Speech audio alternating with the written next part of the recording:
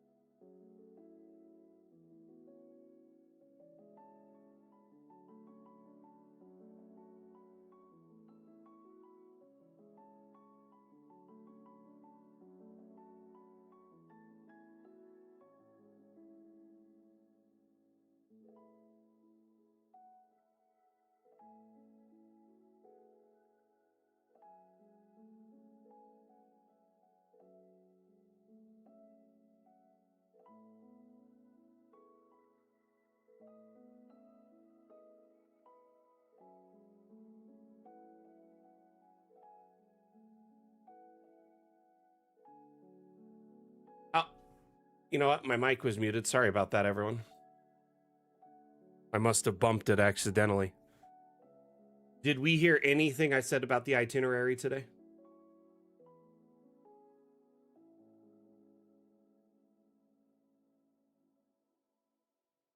Okay. So, welcome one and all to the stream. Sorry about that. I said hello to a bunch of you, but I guess I was muted this whole time and didn't realize it.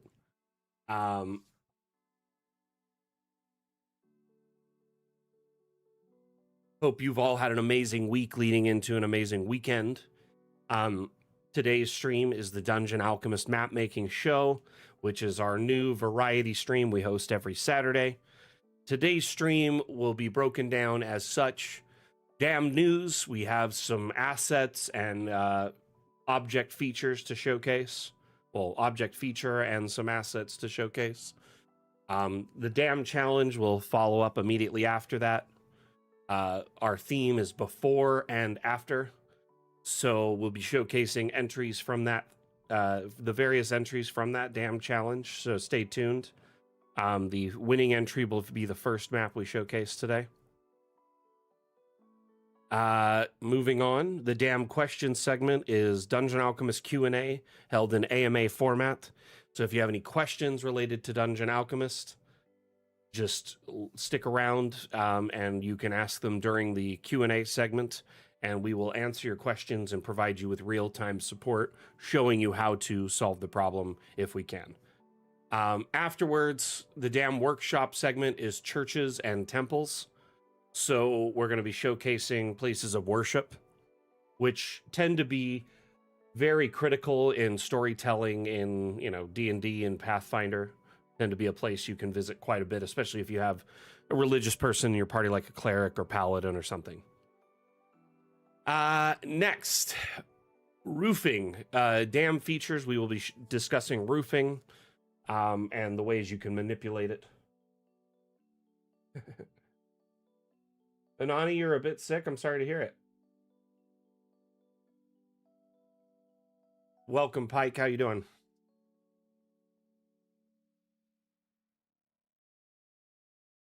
So let's move on from the itinerary.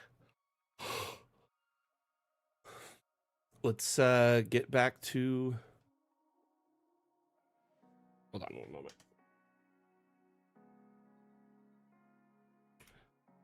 No, we're not talking about docks and the ocean. We're talking about places of worship, i.e. churches. How you doing, John? Welcome back.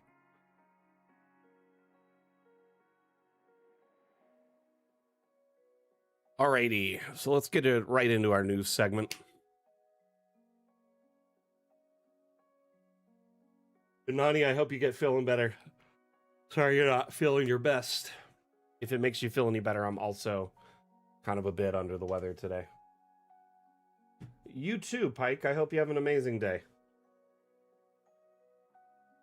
Okay, so as far as news is concerned, I've got a couple things I want to share with y'all. Oops.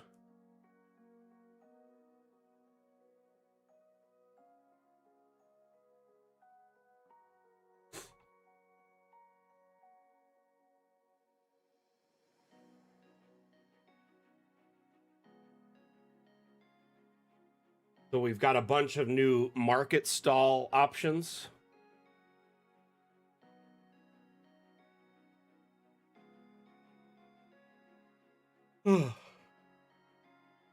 So not only can you adjust the color of the stall, but there's a bunch of variety of stalls.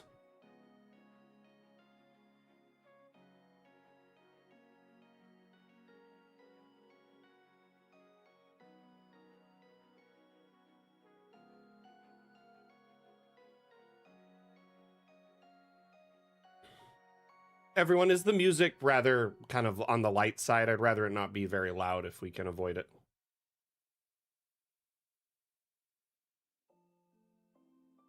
Perfect.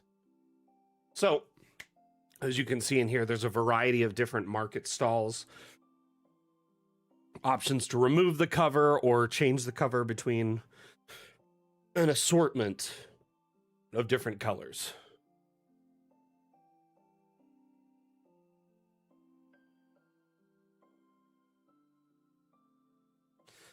Good question. I don't know. It looks like the light's just kind of peering through the trees there at the angle it's set. No idea if that's anything different. I have no idea, to be honest with you. Oh, just noticed my camera lens cap was on. Sorry about that. Just gonna be honest with you. I feel like Dookie. I don't feel good today. I didn't sleep well. And also, I think I'm kind of coming down with like a flu or something.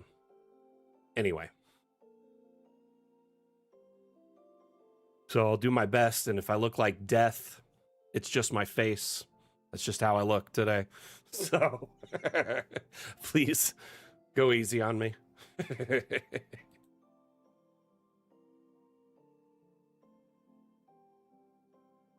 But I was going to leave this up for a minute so you all could study it and kind of see what's going on here.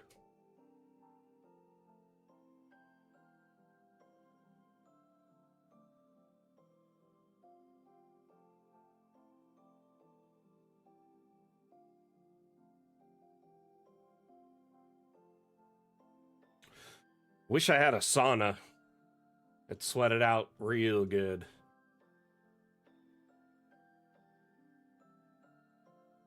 I think those are just new objects. I don't know if they're part of the stall or not. Kind of looks like it, but look at how the ones on the ground are like filled too. I think they just made some new object variants where they stacked a bunch of them in there. They look like new objects to me. This one looks at, I don't know, it's hard to say. It might be attached, but remember, you can rotate things in the new update. And look, the rotate object UI is right here in this video. So I think they likely rotated some baskets. Just put them there.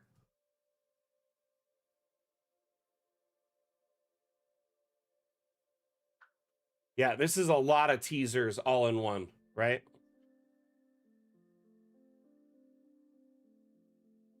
Pretty cool.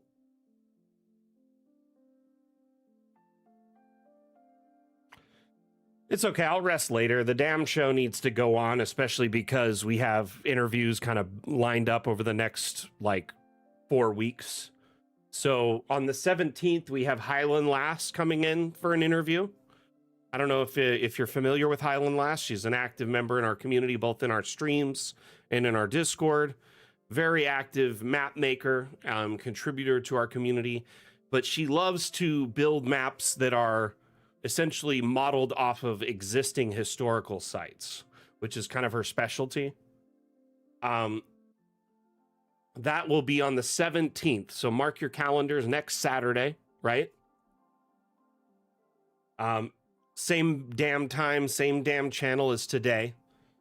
That being said, on the 31st of this month, and not to undersell Highland Lass, we just had already announced it before. This is like our second or third time letting everyone know. But I did lock in our interview for the 31st, which has been a little bit of a trouble this time of year with holidays and whatnot. But our next interview is with our lead developer, Carl Krombeck. So essentially, well, the interview after Highland Lasses, I should say, on the 31st of the month, the final day of the month. This right here, it looks like a curved counter.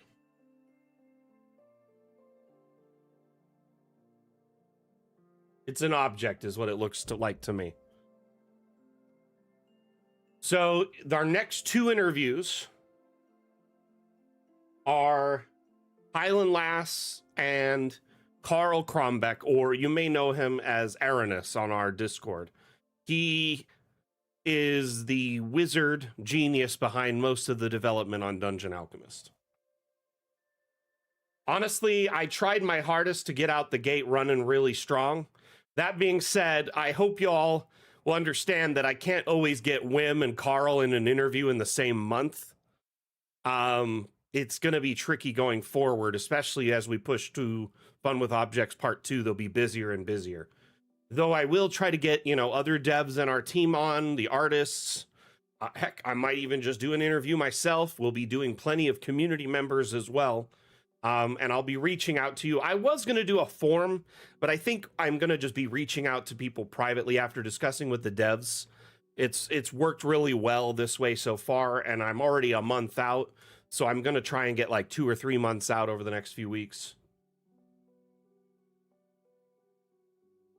But I actually, more I think about it, he might actually be a warlock, some kind of techno warlock, because I often wonder like what kind of deal he makes with his patron to be able to just figure out the stuff he does. Like I remember one time I pitched an idea to Carl. I don't even remember now because this has happened at least a half dozen times. It was either a community-based idea or one of my own. And he's like, I don't think we could do that. It's not possible. And then I didn't talk to him for 3 or 4 days. And then he was like, hey, load up your test version of DA. I want to show you something. He's like, so I was thinking about what you said and I figured it out. So essentially, I'll be like, yeah, people want this. He's like, I don't know if that's possible. And then he'll come back and be like, yes, I fixed it with no explanation whatsoever. Anyway, moving on to news, more news. Let us show you this feature, which I find very impressive.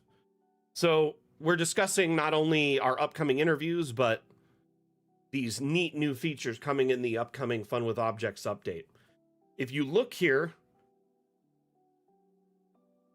yes. Now, I won't call it a spline brush, but it is a line brush. And notice it goes through rocky terrain and keeps everything level. This is something Quentin, one of our junior devs, has been working on for the past few months. And I've seen it evolve quite a bit. It's looking really solid now. So imagine making vast city walls or complexes using this tool, and it also can go at angles. I don't know 100% how it works. But look at around the edge here too. These are curved.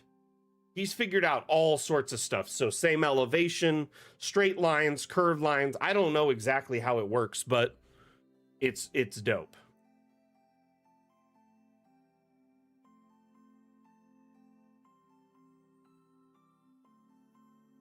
I can't necessarily answer a bunch of questions about this because I have not even played with it. If anything, it's still very much in development. But I chose these clips from our back-end development kind of chat and shared them with you because I felt y'all would be very excited about them. Just looking at it, it's very cool. It's very cool, isn't it? How you doing, Alan? Thank you for the like, by the way. Much appreciated. Did the Steam stream ever... Oh, finally. I was waiting for it to go live.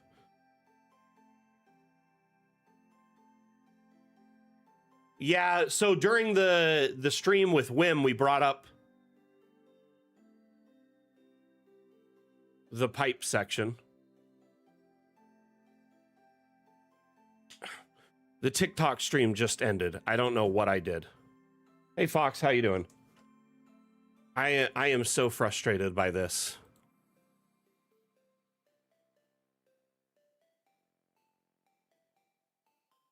I'll take a look at it later.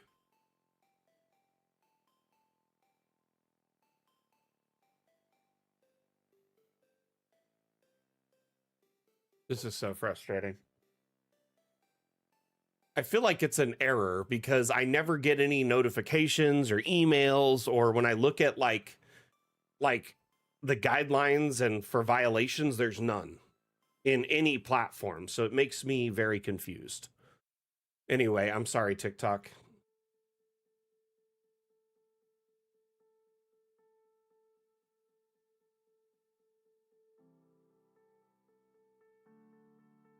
I am good, Fox. Thanks for asking. Appreciate it. Hey, see you later, Pike. But yeah, so Wim was on the stream during an interview, not this most recent Saturday, but the one, or not this today's Saturday, but last Saturday. And someone asked about the pipe section. So we showed him, and I think he took a note of it and brought it up with Carl and Quentin, and they're probably going to make sure it's fixed. However, by then we'll be able to rotate the pipes. So it seems kind of like we'll have way too many assets at that point, especially if we could just minimalize them to one thing that can be rotated on any axis. But who knows how they'll want to approach it. Anyway.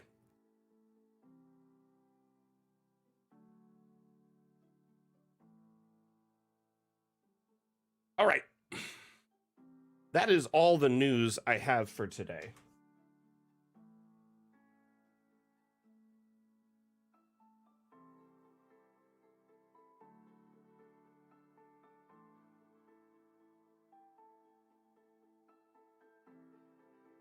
So Asgard, we never ask for money on our streams. We don't like it when people do the tips and whatever, because Dungeon Alchemist is its own product. We don't need those donations and tips and whatever. So yeah, that's interesting. I'm just gonna reach out to Streamlabs again because I haven't heard anything.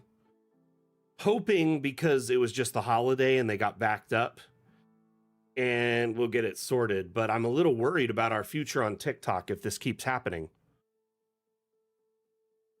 Anyway, let's move on to the next segment. But yeah, if all they care about is earning profits, then yeah, we probably won't be able to survive there.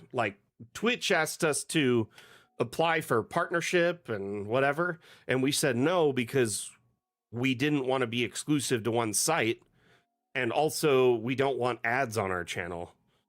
Like, because we're not partnered or, affiliated, we don't have any ads.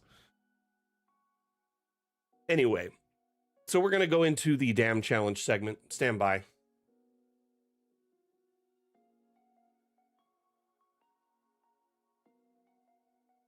I hope that's not the case, though, Asgard. Like I said, I'm hoping to hear back from them soon. We'll figure it out and go from there. Gonna get into our damn challenge segment.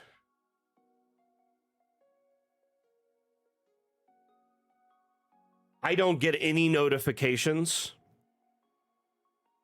What I'll get is a pop-up on my stream page saying, here. Let me see if I can show y'all.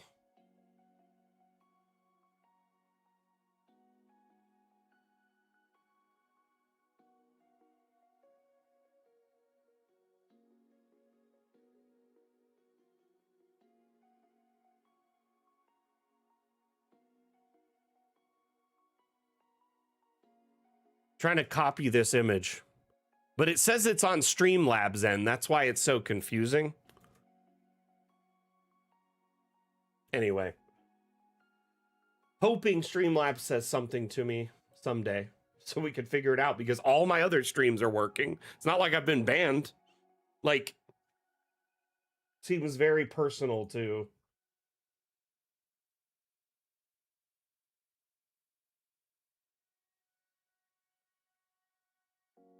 But then when I look at community guidelines or my violations for streaming on TikTok, it says 0. None. At all. So I can't, like, reach out to someone and ask about it because there's no violations to query about. And then when I look at Streamlabs, there's nothing. And Streamlabs continues to work because it's a multi-stream with many different platforms. I don't understand it. Sometimes it'll work for 10 minutes. Sometimes it works for 2 hours. It makes 0 sense whatsoever. And it's been doing it for like the last 2 weeks consistently. So it's very frustrating.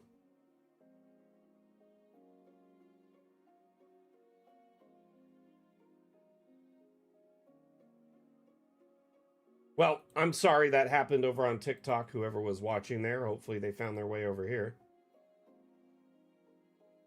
Maybe I mentioned the multi-stream and they're like, nope, can't have that. Who knows?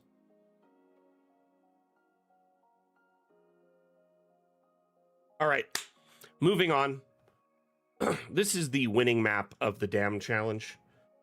Who's the creator again? They go by 2 different names, one on Discord and one on... So it's Pyro Slash on Steam, but on Discord... Hold on one moment. Let me get the name just to make sure. Man in Fire. So, I just found this map so, I don't know, kind of real. So first off, congratulations to Man in Fire if you're watching right now. Love this map. I just found it so... kind of enamoring and also interesting, and it reminded me of so many different like media, like pop culture things. Like, you've got stories go back years, like, industrialization versus naturalization, keeping everything, natural versus, growth, right? So you have movies like Ferngully or even Pocahontas or Avatar, etc. And I just found this to be an interesting kind of juxtaposition of a before and after. Because you have, everything built up and all the equipment and, everything, getting cut down and stored and turned into profit. And then the other side is just disorder, but beauty and nature,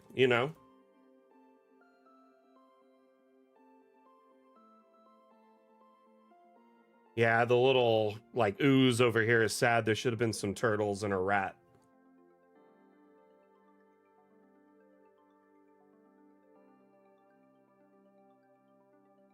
Atlam, please, if you have anything, let me know, because like I have reached out privately to both companies and still haven't heard anything. I assumed it was a bug because all the other platforms are still live. That, or it's something on TikTok that, you know, is weird, but it is what it is. There's not much I can do about it. I do know we're still live on all our other platforms. Our TikTok account is still working. So it's just weird that this happens. Because we're not making them tons of bucks, I guess we get shut down. Heaven forbid we offer a space that you don't feel obligated to drop tips and extra cash for no reason. Like, come on. I'm not going to apologize for running a third space for our community. If anything, I will stand up on a mountain and scream that we have one. I really like it, but also at the same time, it makes me sad.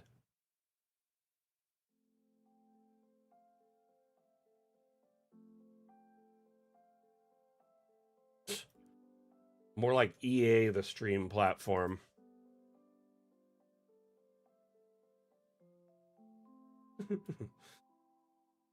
Anyone have any fun plans this weekend? Anyone getting their tabletop game on? We got some D&D or Pathfinder sessions or whatever game you play. I'd love to hear about it. If you're DMing or if you're playing, let's talk, fam. What you doing this weekend? And if you're not doing that, if you have IRL plans, yes, plans outside of your house, let's talk about those. I know we only exist through, you know, ones and zeros and a computer screen to each other, but it's fun to talk about our lives outside of that space. StarCraft board game? There's a StarCraft board game? That's cool.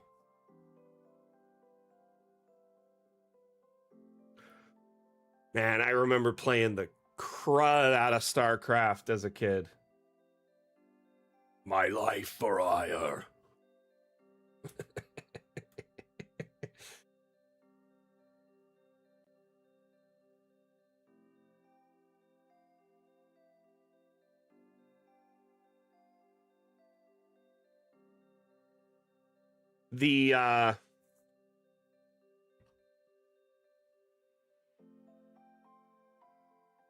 You're a Zerg player? So I started with Zerg and then I grew into Terran, and then but when I ended playing, I was Protoss for sure. Honestly, I was a mixed bag for several years. I think Zerg and Terran are the way to go, like when you're starting, right? But they also have really good end game growth. Protoss, I feel like, was where a lot of end game purists would go. Join the herd. Love to hear all of you talking about it, by the way.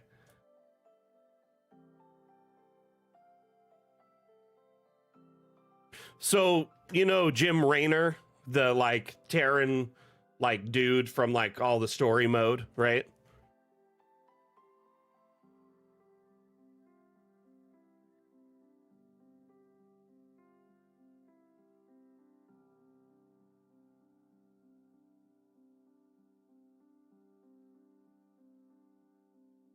Hoping y'all remember. He was like the like essentially the main protagonist in the Terran storyline for their campaign. I love this. It's such a beautiful map, but also kind of like sad. Like all this right here as it's torn down and dying.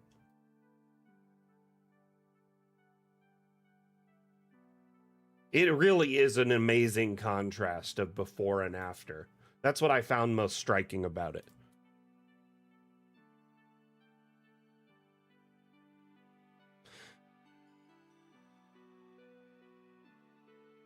So Jim Raynor, Robert Clotworthy, the voice actor for Jim Raynor, is like, he still does voiceover work, and he does voiceover for a show that's like one of my guilty pleasures. I'm kind of a fan of the show The Curse of Oak Island. despite after like 10 years them never finding any treasure. I'm just a sucker for it, okay? But he is like the narrator for that show, and I was like listening to the show a few years ago, and I was like, I recognize that voice. It was totally someone from my childhood. Just prepping for my next week's session. Glad I got sick this week and not the next. We have a roleplay game 2 planned for the near future. Nice. Random Ladybird. What system are you going to be playing on? Stalking Gloom every Sunday. Nice, Chim.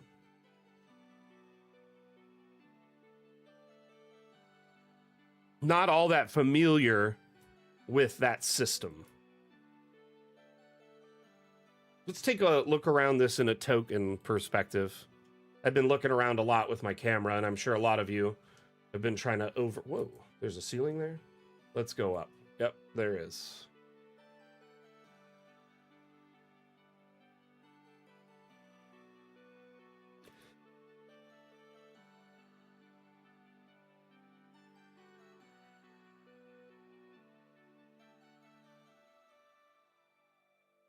Is this toxic waste, do you think? Role-playing StarCraft? What system are you using to facilitate it? Like, is it its own system, or?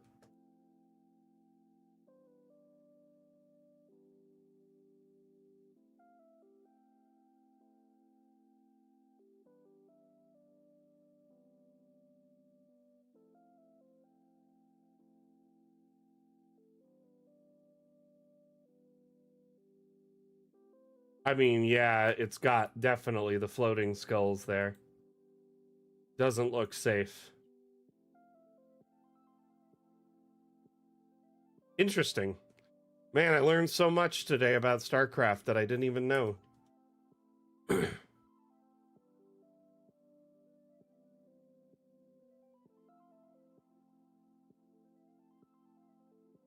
When I was younger, I remember that modding games was like a very new concept, and people used to like mod StarCraft for like special game modes, right? And there was one like called Ghost Wars.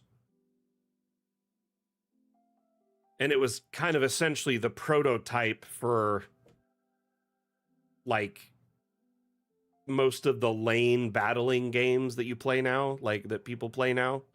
And it was just a mod to StarCraft back in the day, where you'd start with like a basic amount of soldiers, like a kind of a powerful one kind of guy, and some primitive soldiers with him. If you killed more people, you'd level up and more guys would come up behind you, or you'd get like an unlocked dude.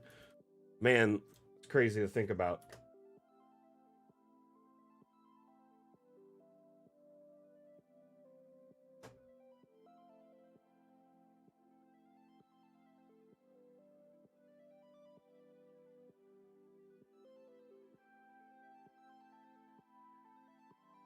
Again, fantastic map.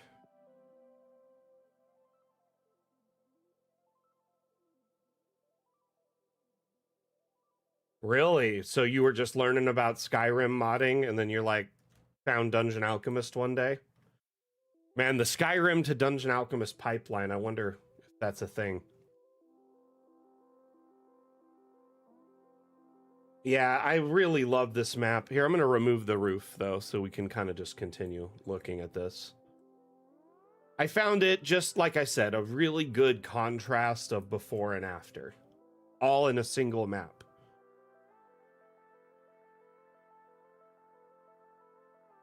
I will say, I think this this theme left people confused or not really wanting to participate because they found it not necessarily you know, approachable or something they connected with, which is fine. It happens. Hoping today we can pick a new theme that is... You needed a break? Fair enough. I mean, this time of year, too, with holidays and, you know, family obligations, work obligations, travel, there's... Yeah, I get it, tropism. I wasn't calling anyone out, by the way. If anything, I just kind of... I try to wonder, like, on the back end, like, how we can get more entries, more engagement, right? As the community manager, that's my thing. So I often will consider, you know, the theme might be part of it. The theme that we've got the single most entries on was a joke theme that our community picked. I was like, okay, community, let's pick a theme. And someone suggested cabbage as a joke. And everyone latched onto it just to like troll me, it felt like. And we had like 20, 30 entries for cabbage. Not even joking you. The stream ran over an hour longer than it needed to, like than it should have, because there were so many entries and I wanted to showcase them all. So essentially, I found that, you know, entries that are thought-provoking and simple at the same time tend to do the best. When it's usually 1 to 2 words where they evoke a lot of emotion and thought, and you know, give you kind of a good idea in your mind's eye, or however you perceive, you know, things, to allow you to proceed with the project. Now, that being said,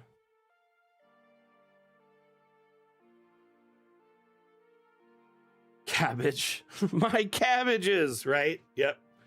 You never expect to hear Avatar on stream, but suddenly you do.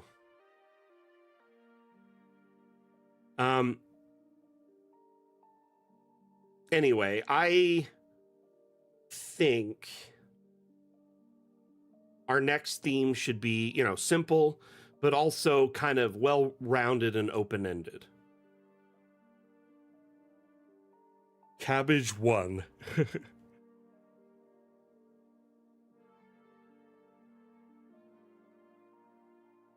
All right, let's move on to the next entry. Congratulations again, Man in Fire. Very well done on this map.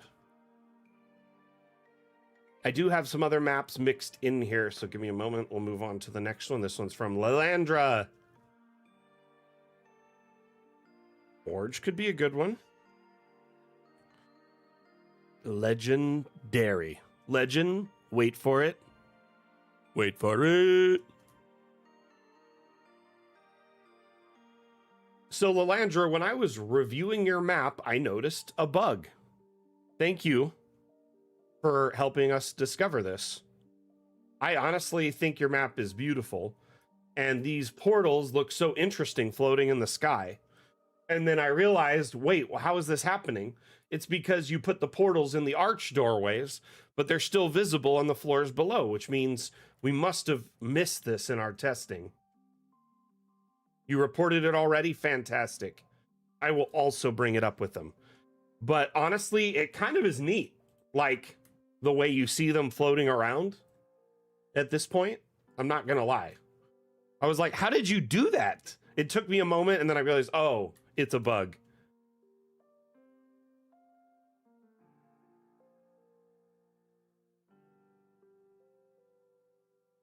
So let's start at the basement level here.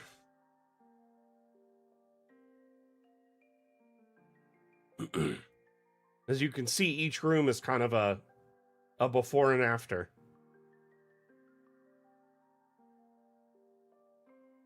Like a portal.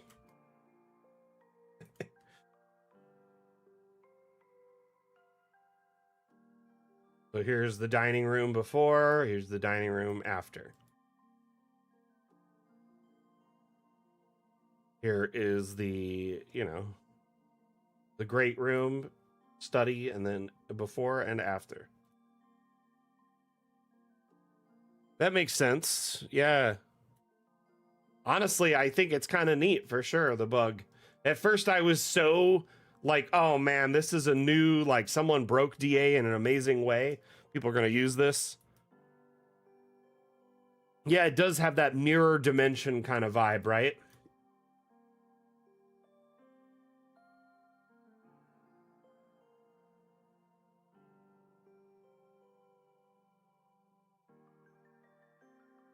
Kitchen all laid bare.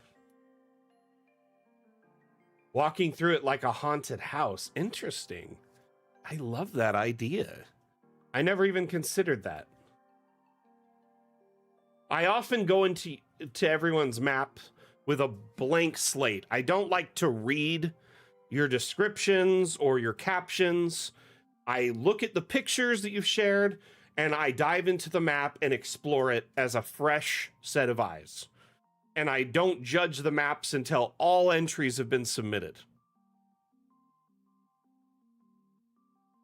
So I will do that to like, make sure I give everyone kind of a fair chance.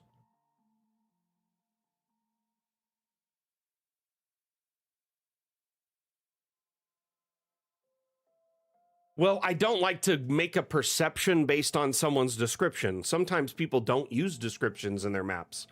Like Rev doesn't put descriptions in his maps, so I shouldn't judge him because he doesn't have a description. I'm judging the maps, not how well someone can write, is what I'm getting at, I guess. And so at the end of the day, I like going into maps with like a very fresh perspective so I can judge them all fairly.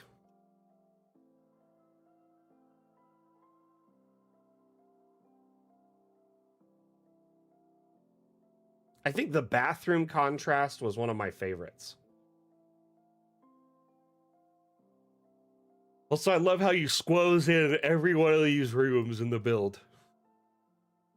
Yeah, exactly. It's more about how I feel on the map and how well designed it is and unique concepts brought to the table.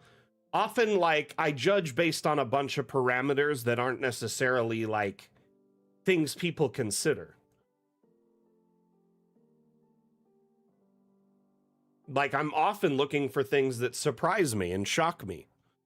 You know what I mean? I'm looking for things that tell a story. I am, looking for things that are different, but also I'm looking for things that are relatable. Sometimes it's one, sometimes it's the other. And it really does depend on the vibe, as Anani said. I will be looking at the maps and, all of a sudden I just like, wow, this really strikes me as bold and interesting.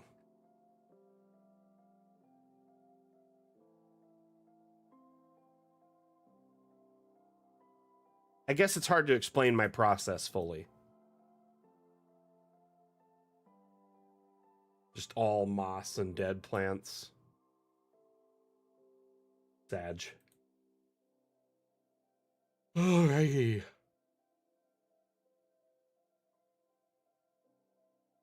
Yeah, I try to keep it as unbiased. Well, like, what if, okay, one of you puts out a map. If I judge the maps as they come in, right? Think about this.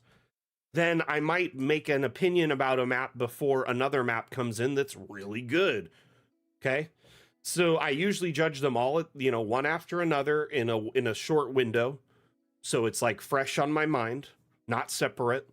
I will judge them in the order they were received. So that is one edge you get.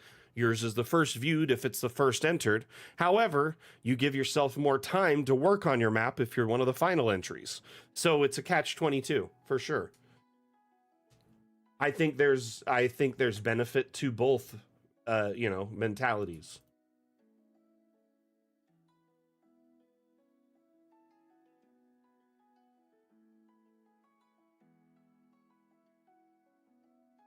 Yes, exactly. I don't like to get a primer or get a bias towards any map early. I usually judge them Friday night or Saturday morning. I love this map though, Lalandra. You did a great job. Fantastic work. Let's move on to the next one. So, we're going to look at Random Ladybirds next, which I've also loved. She asked for permission to share the map twice so she could do her before and after more aptly in her style, which I also appreciated. I had to think about it for a moment because usually when someone enters two maps, we only pick one of them. But in this case, it fit the theme, so I was fine with it. Interesting. I did not notice it was a legacy map before. So was this one you just kind of had lying around?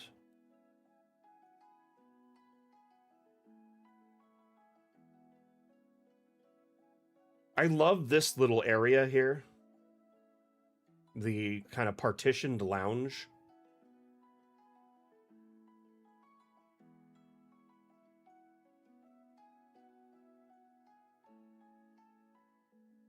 And then over here, the raised dining area.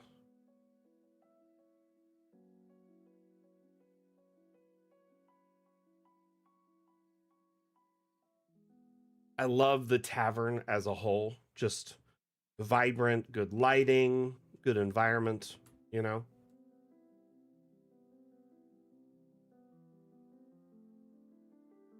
Oh, excuse me. I said, did not sleep well last night. My cat was worried about me. He was like crawling all over my face. What's the story with the bear?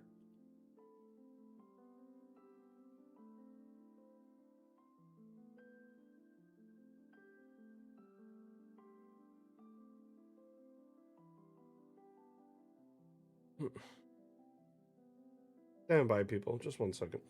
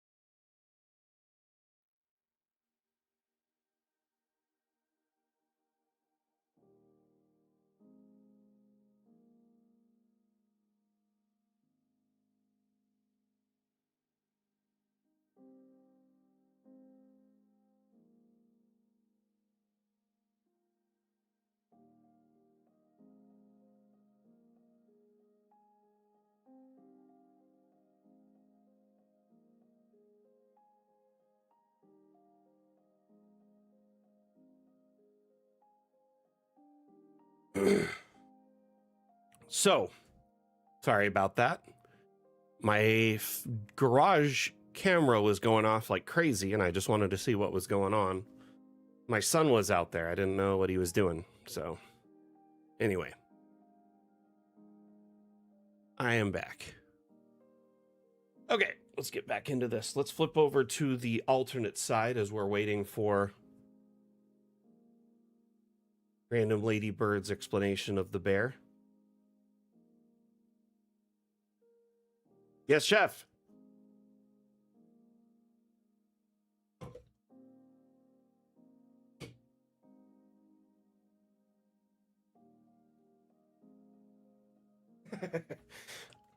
It's kind of like when you were in class in school and then the teacher would call on you.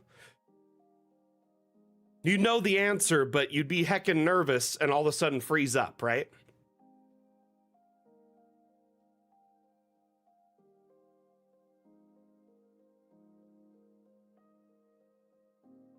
So I get it. However, though, I will say I'm hoping it's a bit easier to overcome when, you know, there really isn't a pressure. You can take your time and answer at your leisure, and I'm not like staring you down personally.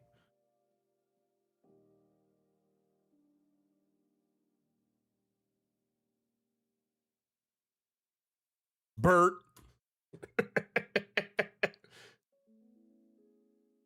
Nice. So there was a combat scene in here. Bunch of broken stuff. I can tell you made this before we had a lot of our broken items.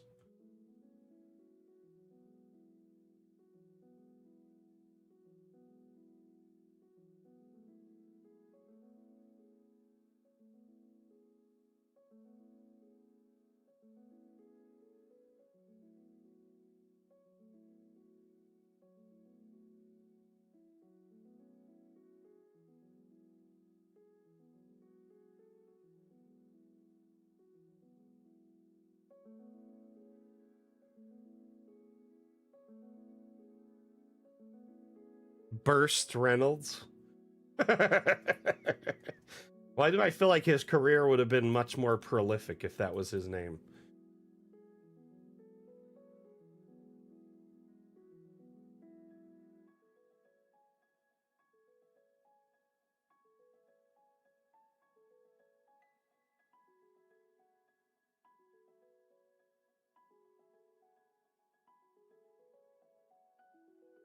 Right? Gonna be so much easier to make like ruckus messes after like a brawl in a tavern after the new update. Oh, smart. Did your players like it?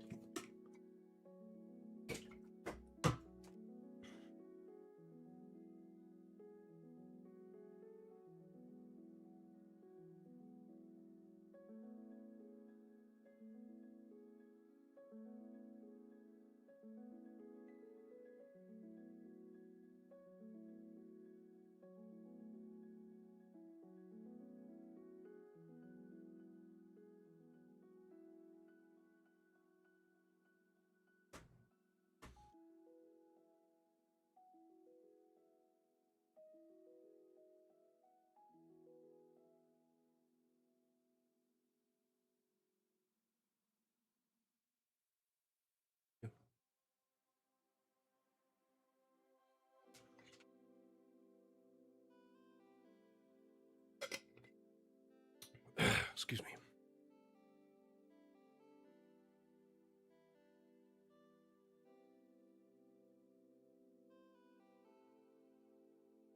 Looks like if you were eating dinner or at the study or like in the corner lounge area here, you didn't get disturbed. All the rest, the tables are all just destroyed, right?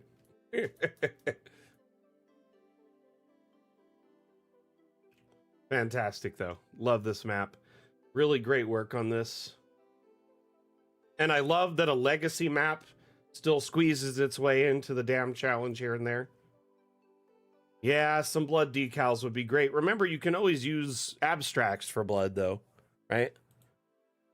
So, you know, something like this. A little one of those. Throw on one of these guys. Go into abstract effects if you have any. If not, you know, time to get some. Pool of blood. You know this, I'm sure, but this is for everyone else who might be new here wondering how to do that. So these objects here, called abstract objects in the object menu, they're blank slate objects that you can customize. When you place these out, you can click this icon here and it loads up templates from our website for each of the objects. So here's the custom disk template. You can download this image, put it into an image editor, and fill in the green space with what you want on the image. So in this case, a blood splatter. And the blood splatter then would be a PNG image, which fills in when you place the image inside, and you're good to go. Oh, it's that big of a legacy build? Dang. One thing I like about legacy maps, though, in spite of the fact that they don't support multi-level and roofing, they still support a lot of other modern features. Even things like abstract lighting can be added into legacy maps, which would be pretty fun. So you can use a photo editor like, you know, Adobe Photoshop or GIMP to essentially take the template and use it as like an overlay for a safe space. So, and by that I mean like a stencil. You know, when you use a stencil to paint something or draw something, it's like a layer that's covered, and then you draw in the open areas, and then you peel it up, and then it looks really nice and clean underneath, right? So Volkihar, in this case, the green area on those images in the abstracts is not the green area here, but in these templates that we discussed. If you look at each one of these templates, some area is just, this is dead space, and the green area is where you would put the image to be visible. If you put it hanging off the edge, it'll be cut off. Exactly. Well, technically, every one of these images is the exact same size. The templates are. They're 1024 pixels squared. So 1024 by 1024, right? But inside of each of them, they have separate safe spaces. So this one here, right? If you look at it, it's actually like an unfolded rectangle, like a cereal box. Like if you took a razor blade and cut the side of a cereal box and laid it out flat, that's what this one is, right? This one here is a cube that's been unfolded similarly. So you have the top and bottom of the cube and the sides of the cube. The others, some of them are just simple shapes. Others essentially are unfolded, flattened paper that you have to you can take advantage of to make custom objects or walls.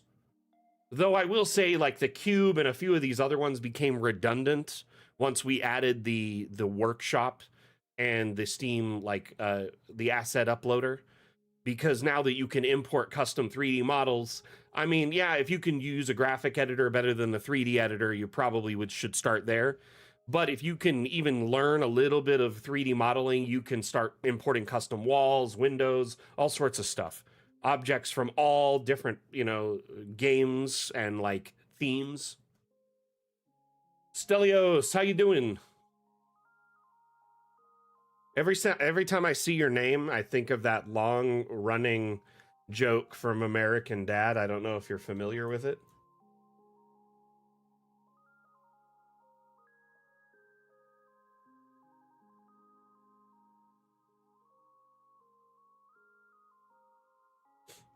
Stelio Contos.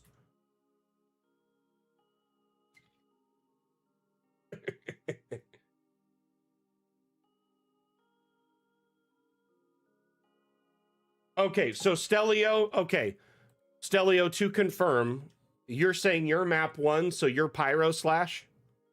AKA Man and Fire? AKA Pyro Slash, AKA Stelios? I think the winner is watching us right now on YouTube. Tardigrade is near the entrance. Aren't tardigrades like invisible? They're like invisible to naked eye. What are you trying to make me find?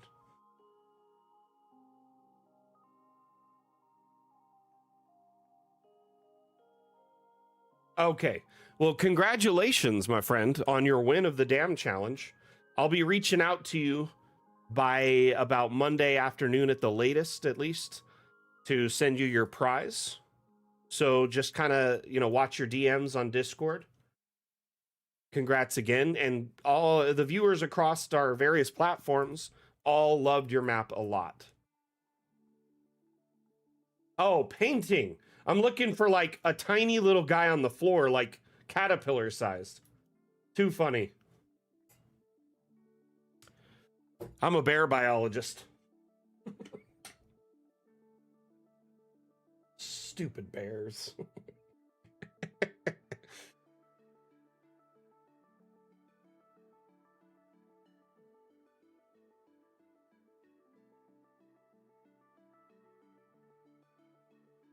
I don't know. They look nothing like bears.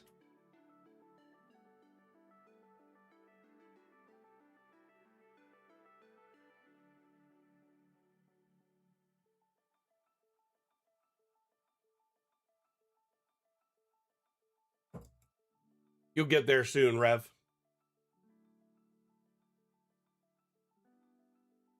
All right, next map. Speaking of Rev, we're going to look at his.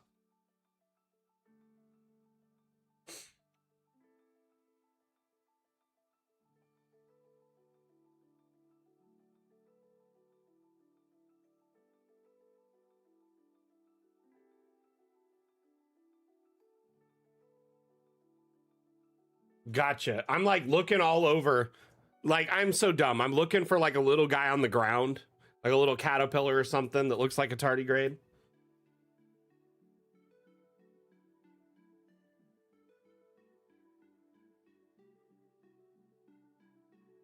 I like it. So essentially, you're showing the contrast of before like a siege and after a siege, right? Like a battle.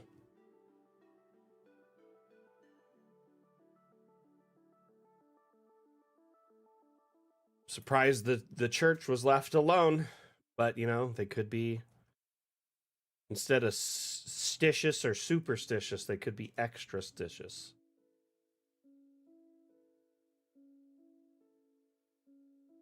One thing I definitely want to point out in contrast is the emptiness of the contrary. Like, you see in a lot of these, you have stuff in them, you know, and food, lighting. And as you get over, it's like a little bit more desperate. Like, oh, there's spider webs, broken stuff, emptiness. You know what I mean?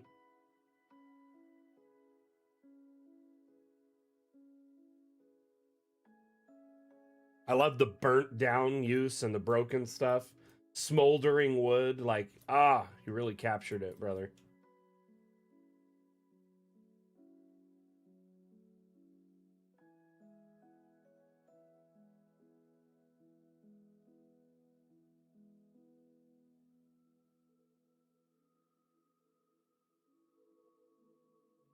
Or broke it. I don't know. When you're hungry, though, you might eat anything, including a stone column.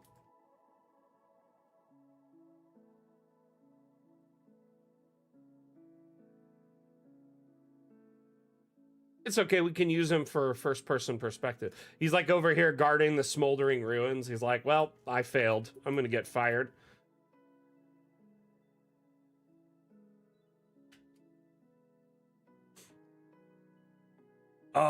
So I've been kind of thinking of, yeah, it looks really good. The ash, the burnt detritus, burnt floor.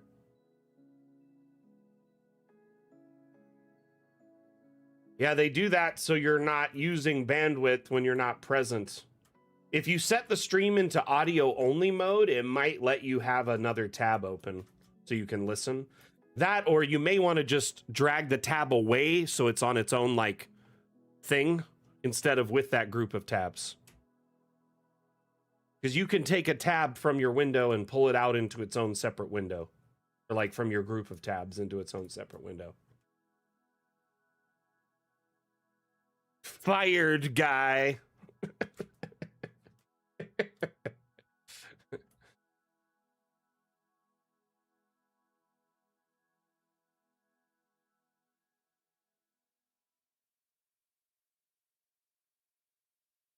I'm not even supposed to be here today.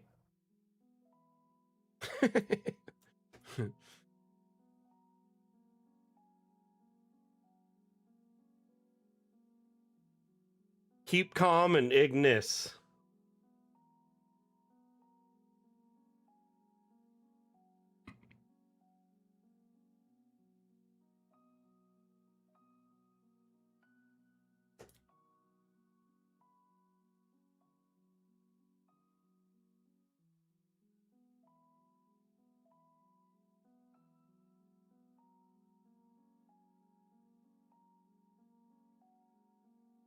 That's smart, though.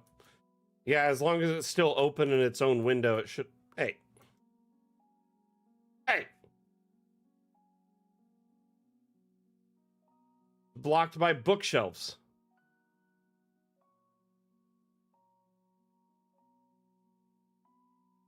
Was someone blocking the door?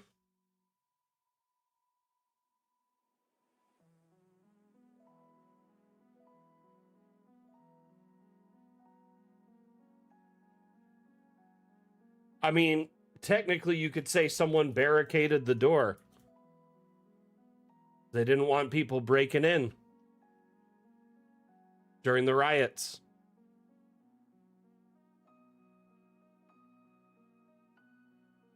And you've got Krang and crew over here.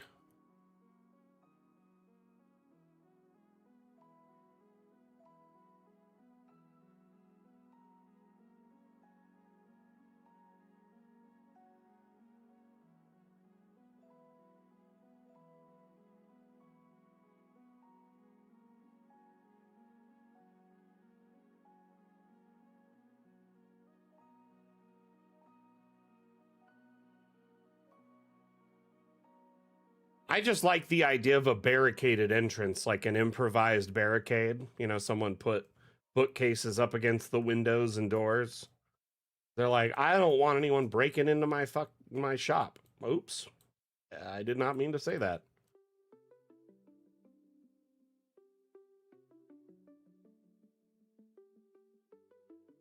I slip once in a while. I'm human.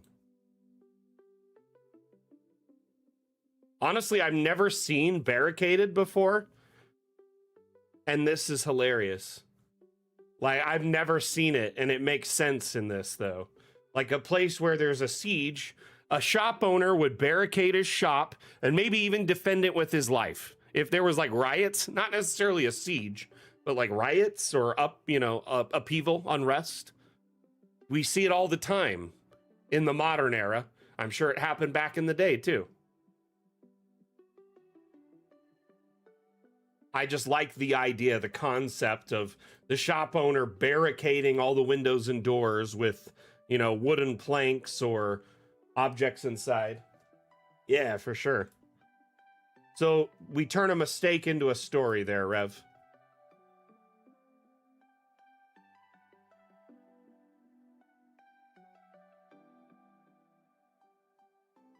And honestly, I've never seen it done in any map, so now I like it. Like, I like the idea.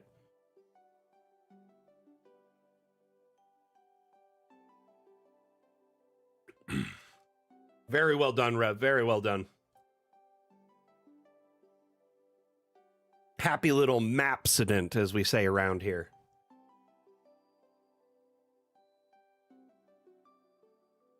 Okay, last one is from Chim.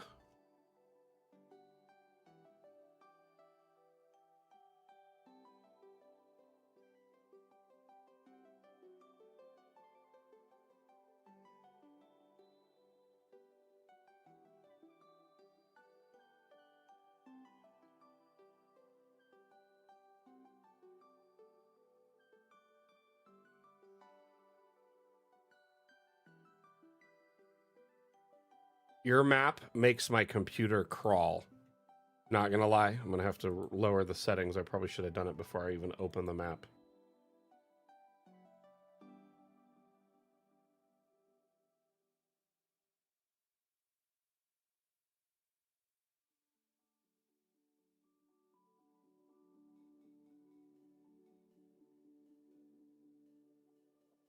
Messed up the plumbing, didn't realize till Wednesday.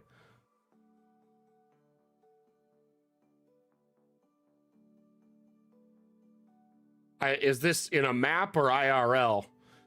IRL sounds really scary and sad. It'd be horrible.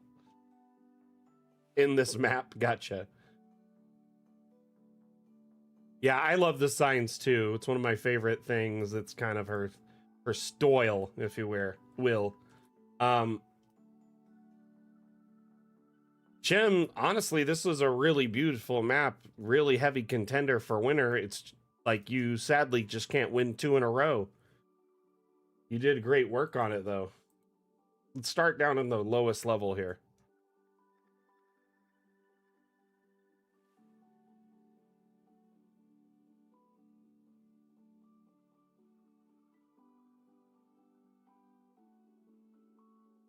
But I do love when the winners are good sports and enter two times in a row, even after they win.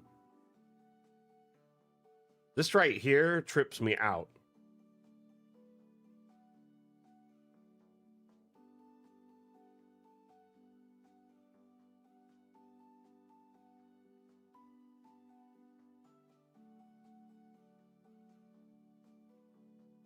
Yeah, the shifting floor makes me dizzy.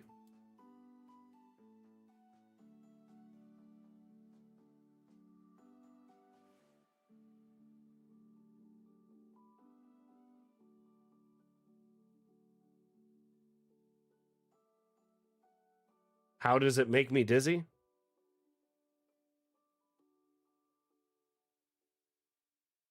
It's a repeating shifting pattern, which makes me dizzy. It's an object from the workshop, I'm assuming. Moving floor.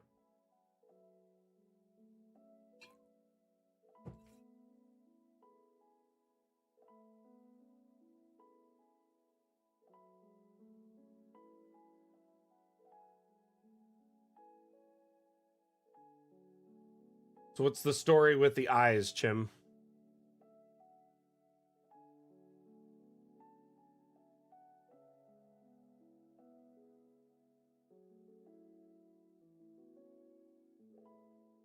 Gotcha.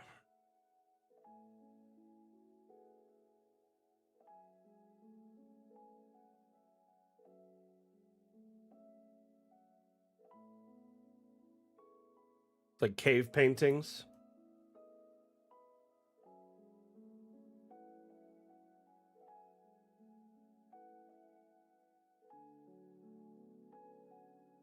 No, that makes sense.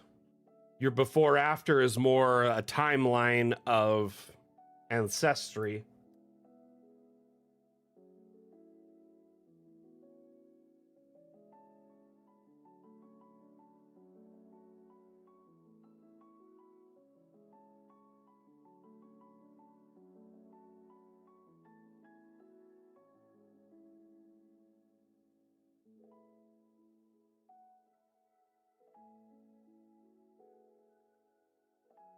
Where are the Eloi?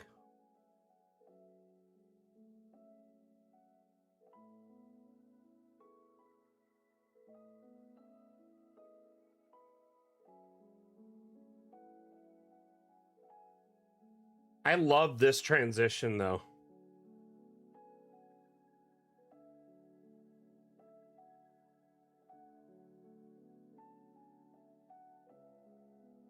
Like, isn't this lovely right here?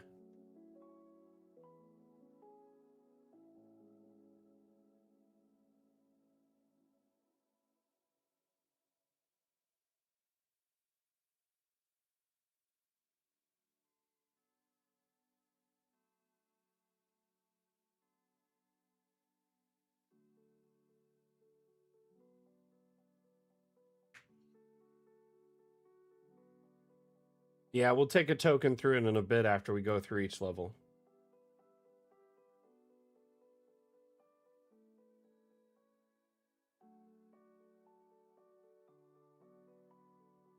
This right here is very visually pleasing.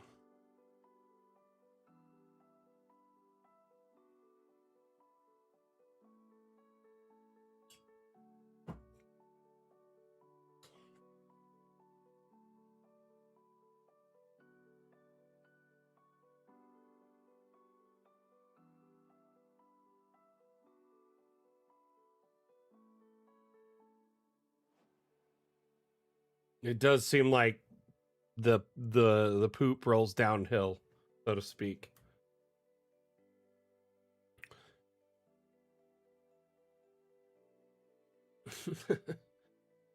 Tropism, you got it backwards there. Okay, let's talk about it. Let's pick a new theme. I would love to pick a 1 to 2 word theme. Hey, look at this plumber. It's a me, a Mario. Pip the Pipe Man. Legally safe.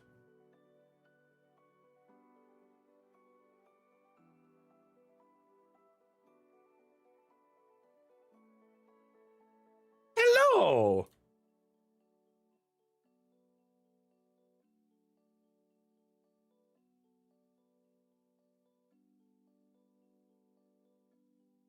See you later, Fox.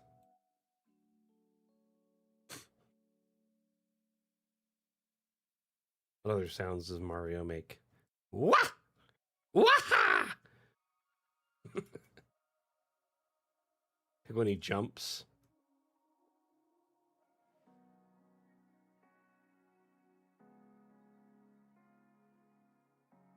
Oh, nice, Jim. Congrats on 1 year.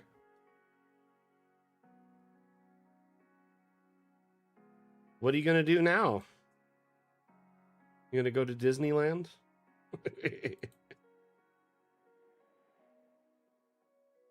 Hey, see you later, Polaris.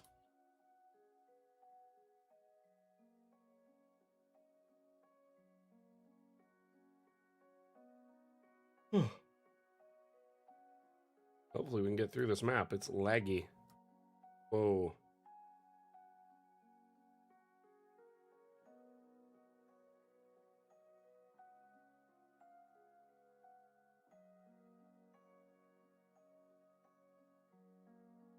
Weird, when we get over to certain places, it's extra laggy, and I don't know why.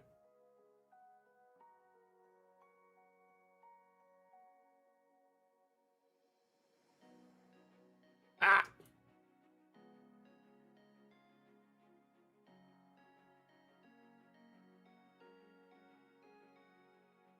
It's really buggy around that corner right there for some reason. Might just be all the animations over here.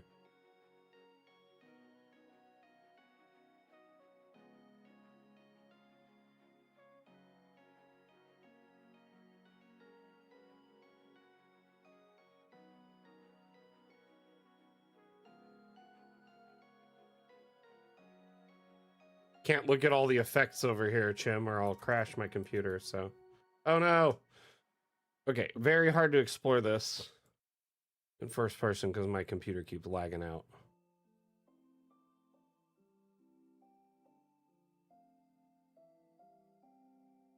Yeah, it's the effects, primarily.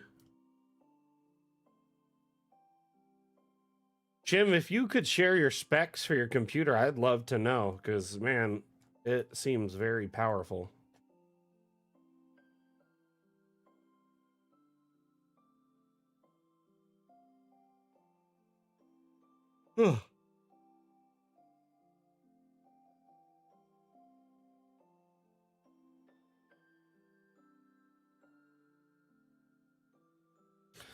So you taken my advice to heart, huh? Adding effects last. You know, it would be cool if with maps we had an option to disable all effects, like with a single click, instead of having to erase them. You know what I mean?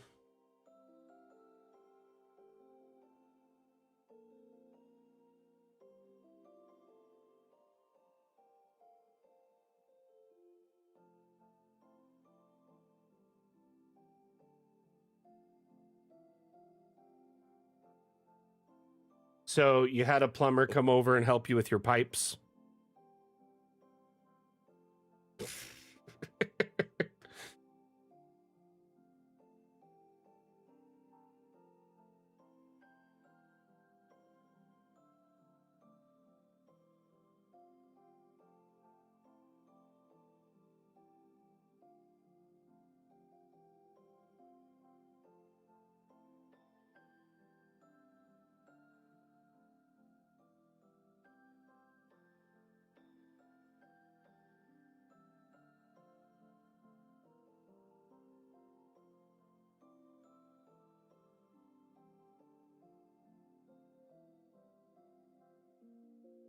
A lot of leaks up here. You're gonna need all new pipes, all right?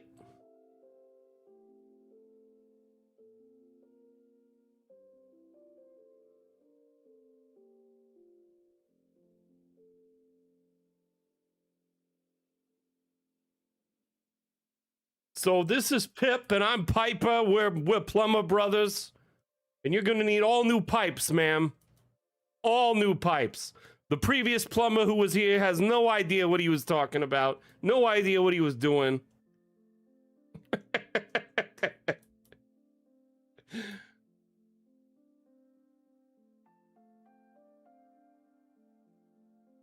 All right.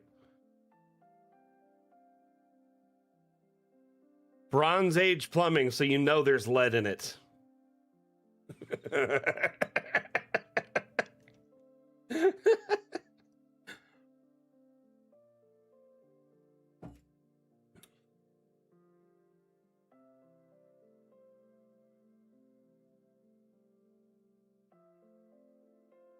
Okay.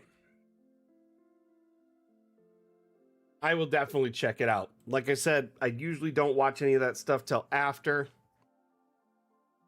because that is all extra bonus stuff that creators make to add to the allure of their entries, and I appreciate that, but that's not part of my judgment process. So I typically view that stuff externally as extra, you know, after the fact. Nickel and brass. You know, it's crazy, but like lead back in the day used to be like duct tape. Like, I'm not even joking you. They used to use lead to like fix all sorts of problems. Like on a ship, they'd have a hole, they'd just shove a bunch of lead in it because lead was really malleable and you could just like patch it with a lead piece.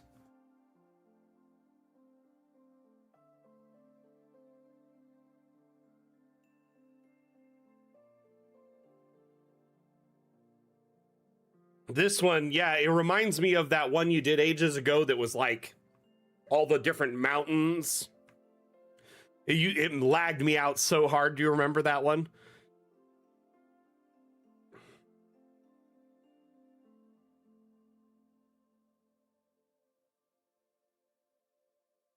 It was a huge map, but I think it was one of your first entries, if not like your first or second. Like probably one of your first 3 or 4 entries. And it caused my computer to like lag this hard.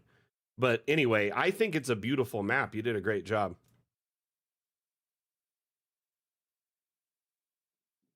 It definitely helps if the community can browse your maps. While that isn't a judgment factor for me, I do like it if everyone can use a map. You know what I mean? That being said, I think this is a beautiful map. You did great work on it. Yeah, the gardens in particular were very like breathtaking. Yeah, Anani's tower also almost crashed my computer.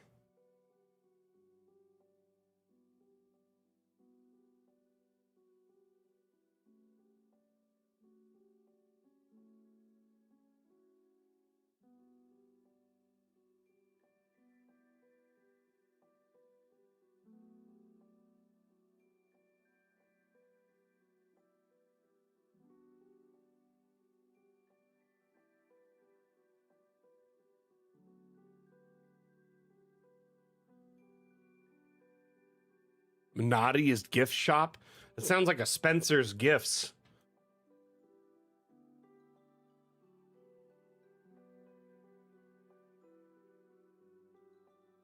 All right. We're going to move on to our next segment, but before we do, I'm going to open a map that will not cause my computer to melt in the interim.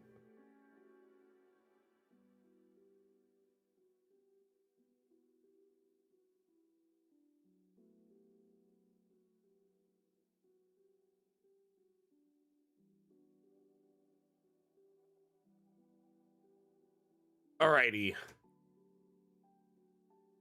What are my criteria for picking a map? You know, I don't really want to share all of my judgment like factors, because I feel like that'll give people an edge if they start like gearing their maps around that. But I will say this, I'm often looking for things that surprise me. Things that are unique and stand out and have a lot of heart to them. Like, I love maps that are detailed. You know what I mean? I like maps that have a lot of decor, or like, that's usually maps I lean towards, but that doesn't mean they're always the winning maps. There's been a winning map that was literally like 10 by 10 before. So it's very possible to have a very small map win. You know what I mean? I don't know. I just like, okay, when I look at a map and I see it and I think, wow, like my first thought is wow, that's usually kind of where I go from there. You know what I mean? I guess I'm just looking for a map to surprise me, shock me, wow me. You know, and that's not necessarily a criteria per se. And it's not necessarily an area to really fine tune or even find, because it's an ever changing criteria, if anything. Hey, Roll Monster, how you doing? Welcome to the stream. We're actually just hopping into our next segment. Damn questions. So if any of y'all have Any questions for me today?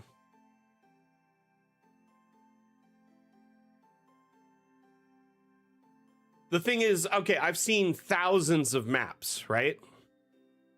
Thousands, hundreds of thousands. And often I love when like a cartographer challenges the status quo and makes something outside the box. You know what I mean? Were there any suggestions for themes, Atlam, at all? Thesu Asmodeus would love to know. Travel and forge. So I'm going to open the floor for suggestions. If y'all have ideas, not cabbage, how about mushrooms? Oh my gosh. You do not want to open this can of mushrooms. I just hit my head on my mic. I was so flustered. Legendary was another one for sure. Hey, Stormy, how are you? Welcome back. Mushroom, mushroom. Badger, badger, badger, badger, badger, badger, badger, badger, badger, badger, badger. Mushroom, mushroom. Back when the internet was so much more simple.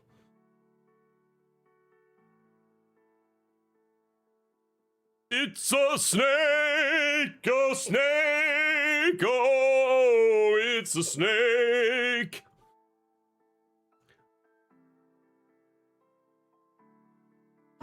Pyro, or Psycho Machine, sorry, I misread that. While I love that theme, I will say in the future we have a couple of updates planned around, water and ships that'll make it so much easier to address that theme than it currently is. That theme right now requires a lot of like kit bashing to accomplish. And as much as I would love to see more maps with it, I think it often will alienate our newer, map makers who don't know Dungeon Alchemist as well.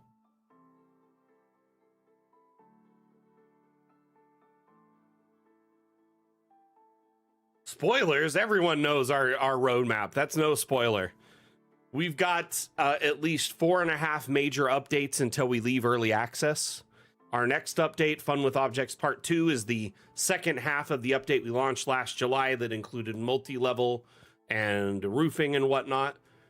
This next update will likely include object rotation and a bunch of other tools. After that, we have 4 major updates remaining, and in no particular order based on what I'm saying, but we have Water Worlds, okay? Tricks and Traps, High Seas, and Instant Dungeon. 2 of those are very water themed. Right now, the devs have, we had Wim on our stream last Saturday, and he told me right now he's estimating August. Fun with Objects Part 2 is including some very, very technical new things. Object rotation being one of them, which they want to fine tune, right?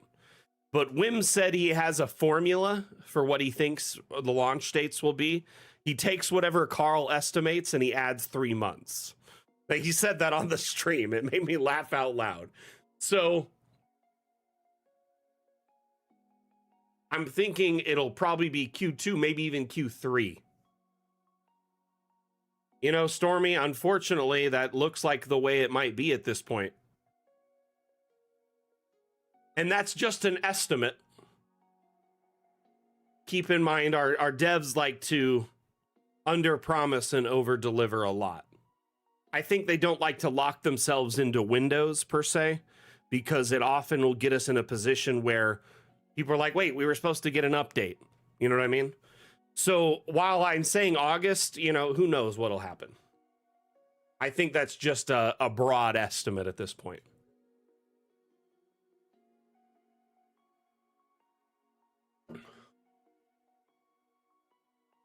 Now, that being said,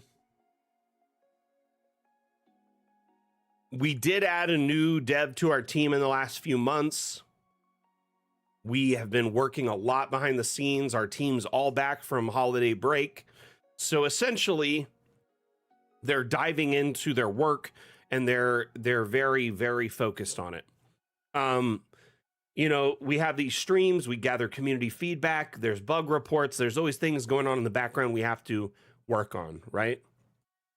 But I will say that our community, you know, is a driving factor for what the devs want to deliver, and often our updates become bloated with, you know, extra features that were suggested by our community but not necessarily promised during our Kickstarter.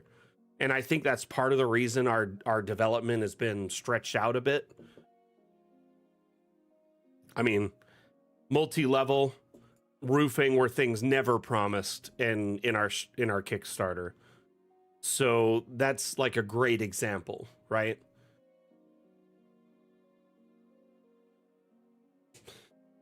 Yeah, and Fun with Objects Part 2 will include so many new technical things to DA quality of life improvements that many of you want. Like, they're looking into mirroring objects, they're looking into moving groups of objects, they're looking into moving buildings, they're looking into exporting transparent layers. There's so many things they're working on right now. The problem is not much of it's done. It's not, there's not a whole lot I can share.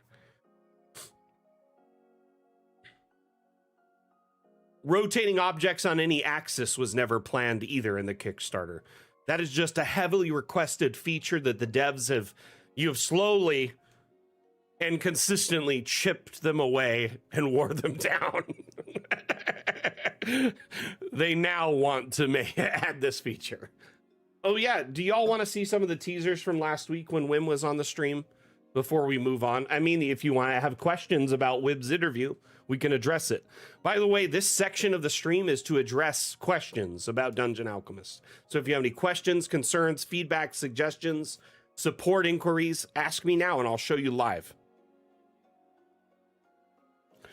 I haven't seen mirroring in a demonstration, but I know they want to try and make it work.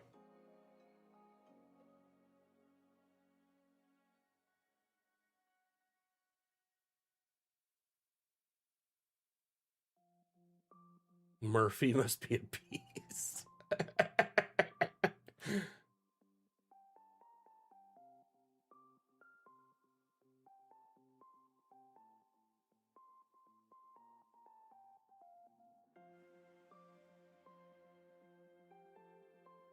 So this was an early iteration of the draggable fence that we showed earlier, right?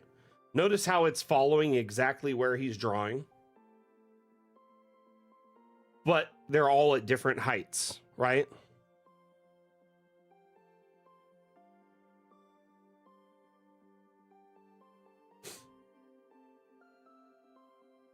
You don't see the video? F&A, Cotton. There you go. Hey, thank you for letting me know. You don't have to ping me like that. I read the chat pretty regularly.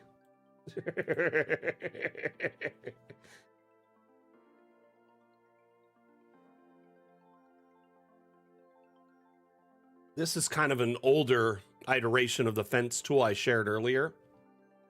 So it's already been approved.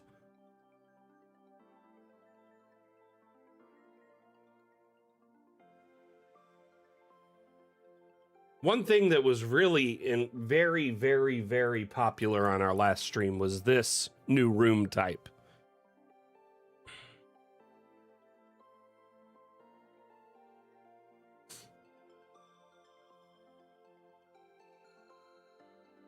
So the devs are kind of tinkering around with a new room type that kind of looks like a coloring book. I have no idea what it'll look like from first person perspective, and I'm intrigued. But often the devs will get curious, the artists will get curious, and they experiment and come up with stuff like this. So the thing with this, though, is we need a whole set of objects or filters applied to objects for this to work. But then it would put Dungeon Alchemist into a whole new map making category altogether, too.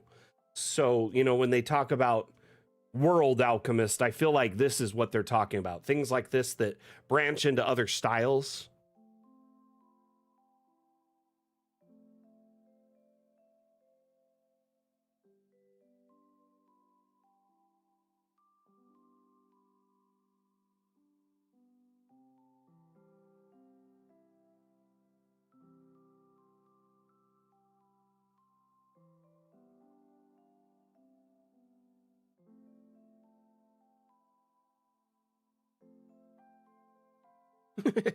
That'd be really cool, actually. Here's an example of just some of the weirdness you can do where you can rotate objects on any axis. It's going to be really fun.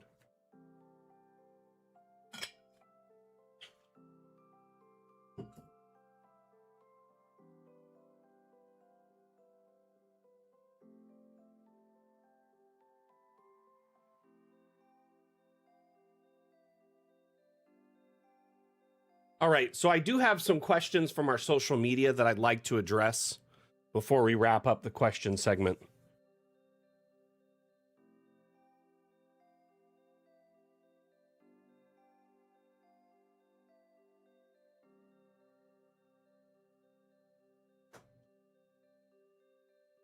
Okay. So PM me, Henrika from Reddit asks, I want the walls of a structure I build to be tall and high. As of now, most of the walls are pretty small and some objects are even taller than them. How can I make it so my dungeon looks at least 3 meters tall indoors, not a room with a stone fence around it? You know, I really don't like when questions are framed as questions, but they're also complaints. But I will try to address this because it's all over the place, but at the same time, like, I understand what they want to a degree. When you're building a structure, okay, any structure, let's just do a cabin for the sake of simplicity. I'm going to generate this base floor. I'm generating it without any objects, so windows, doors, it'll be empty, other than floors and the wall and the ceiling. If you want to add multiple floors and make your walls taller, there is nothing stopping you from doing this. Now you can generate it and then delete the floor after the fact. And now these walls are, you know, double height. So instead of being the traditional wall height, they're now twice as high. Or you can even generate this space without floors by clicking settings and unchecking floor. Is map not a I'm sorry. Mad at myself. I'm going to start the map over so we can demonstrate this one more time. DA of the mind. Yes. Thanks, random ladybird. I appreciate that. That was so helpful.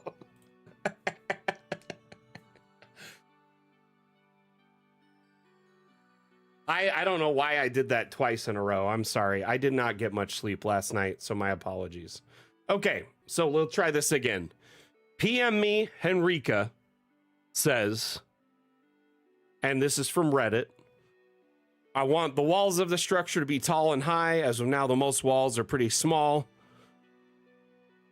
So I can only assume that they're just generating rooms for everything based on the statements they're giving. Which, if you're generating rooms for city walls or like a castle wall, it can work, but you don't want to just generate a square and use those walls because they're really thin. These are structural walls. They're meant for buildings, okay? So if you want to make a wall taller, very easy to do. You press the plus symbol or the up arrow on this widget here to go up to the next floor. And then you can simply uncheck flooring from the settings menu and generate a new floor. It'll now be vaulted.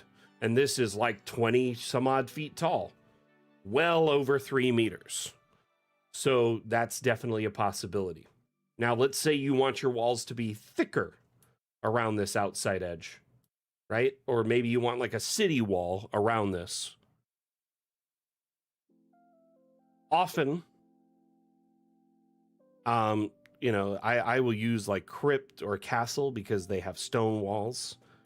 And then you can just drag any one of these. It doesn't really matter. As like a city wall around the structure. I'm going to make it too thick all the way around.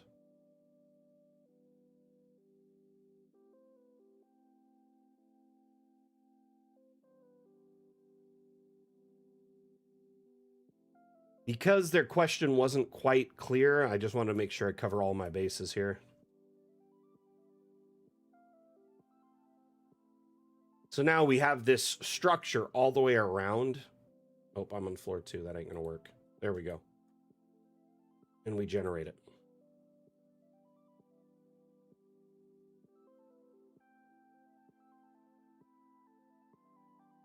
And essentially, what this looks like here, especially if we flatten the roof to a flattened style roof, we now have what is like 10-foot thick walls that are, 10 feet high as a barricade around. This is just an empty structure. It's hollow in the middle if you go down low enough, but your players aren't going to see inside this space. Oops. Why am I? Oh, that's why I'm in the roofing. Your players aren't going to go in this empty space. This is a wall to them. Does that make sense?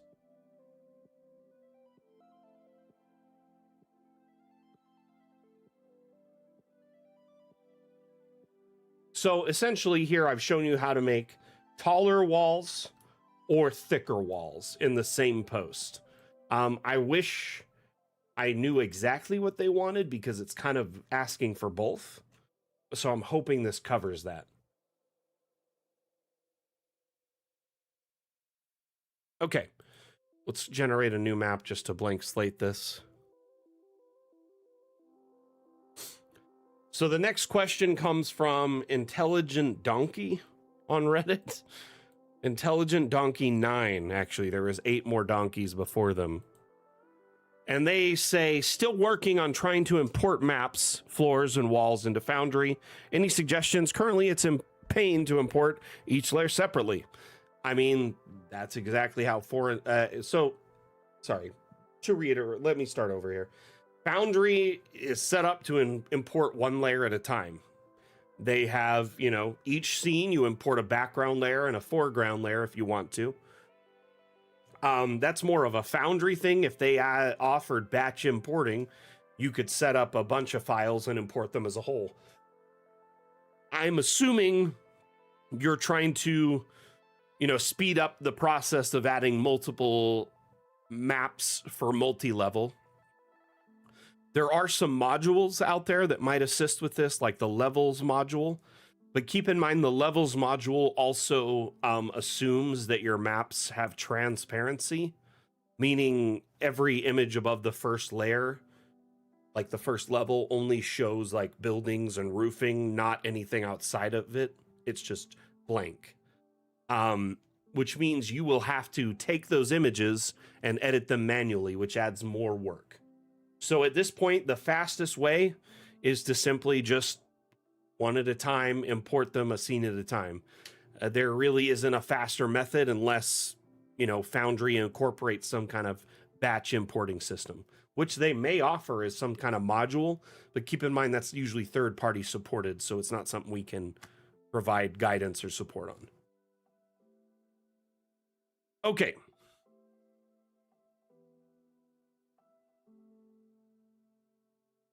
Next.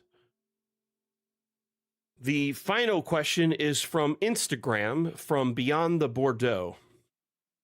Will there be an option for isometric view, e.g. for undistorted top-down view? Isn't isometric at an angle?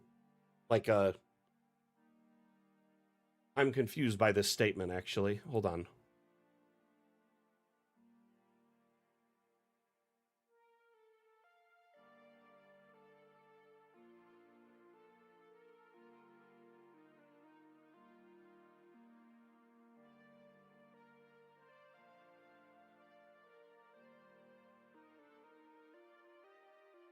So I'm assuming, okay, isn't isometric when you view it like this angle?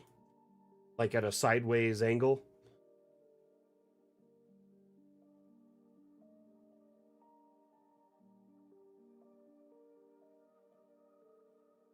So I will say this, Dungeon Alchemist was designed primarily for top-down exports. We offer flattened and 3D perspective top-down exports. When you get into isometric exports, there's a whole bunch of variables that come into play. Essentially, when isometric is presented to you, everything is shown at like a similar size and perspective.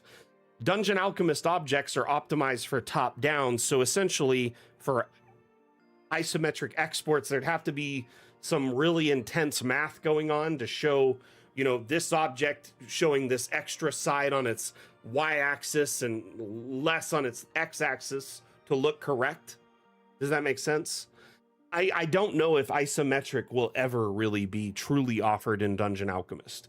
The devs have said, you know, at time to time, they'll look into it, they'll try to address it.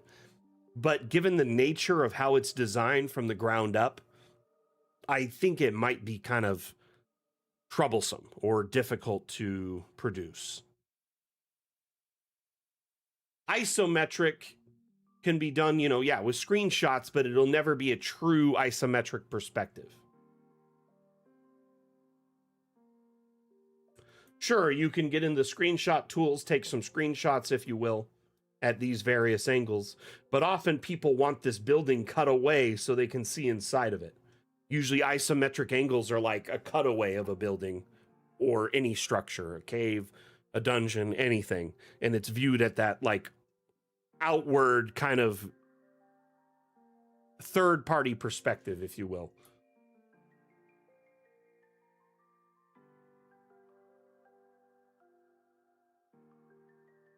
Kind of like, I don't know, Baldur's Gate does both. They do top-down and kind of isometric.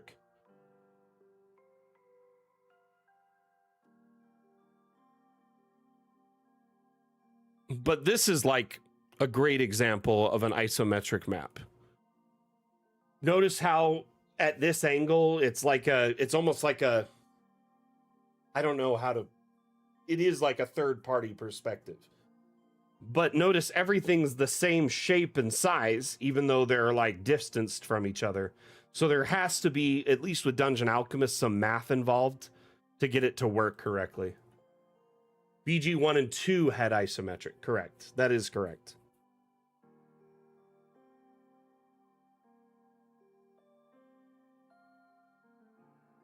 I've seen a few of our creators just like delete walls on one side of their building to make an isometric view or a cutaway, and it kind of works, but it's also, you know, the perspective is a little wonky. Like I just said, Jack, yeah, if you take the wall tool and, you know, delete a few walls on one side, kind of looks isometric. But it's not perfect.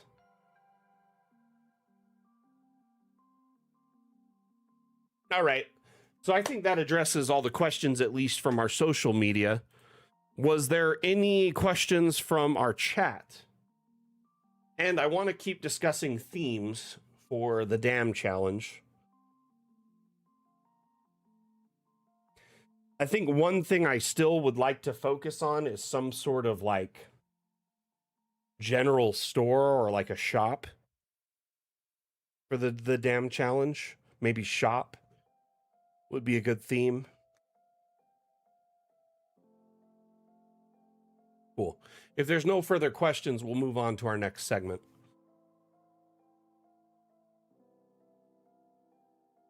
It could be shop. I mean, whatever. Department store. I meant a mall, actually. Okay.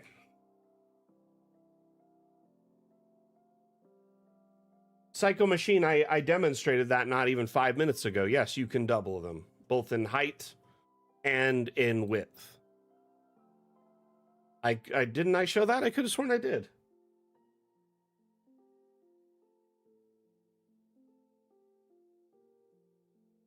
Did you step away for a moment? Okay, so say you want to build a double wide wall.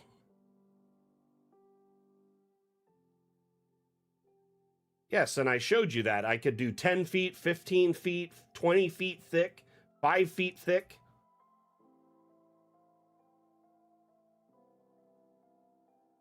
Remember, we're playing a game of imagination with our players, and we ask them to suspend their disbelief sometimes, right? To like believe that this is real and fun and not, not necessarily always a game of imagination. So at the same time, I ask you as DMs to suspend your disbelief for a moment when the 3D map application you're using may not look like 10-foot thick walls from a top down. Right now, this looks like 2 walls, right? That's like a hallway. But you could tell your players this is a 10-foot thick wall, okay? They don't have a door to enter it, so how could they get in and see it's not solid, right? We could change the ceiling to, say, a flattened wooden barricade type.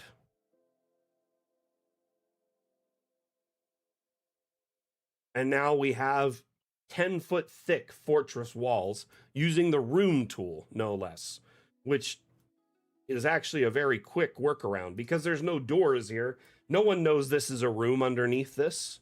Your players would never know this unless you said, oh, actually, this is a room underneath. So this is a double thick wall. You could do the same thing by making it 5 foot thick or 15 foot thick.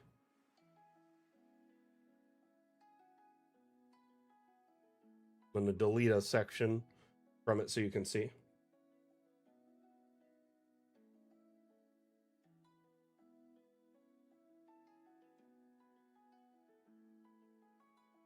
So now that same wall is a 5 foot thick wall. Yes, there's a hollow space in the middle, but your players won't know the difference once it's set up like this. Because right now it looks like fortress walls, right? Like a Roman fort wall. We could change. We could change the wall type to stone, so it's more intimidating looking. Even the roof type to stone if you want.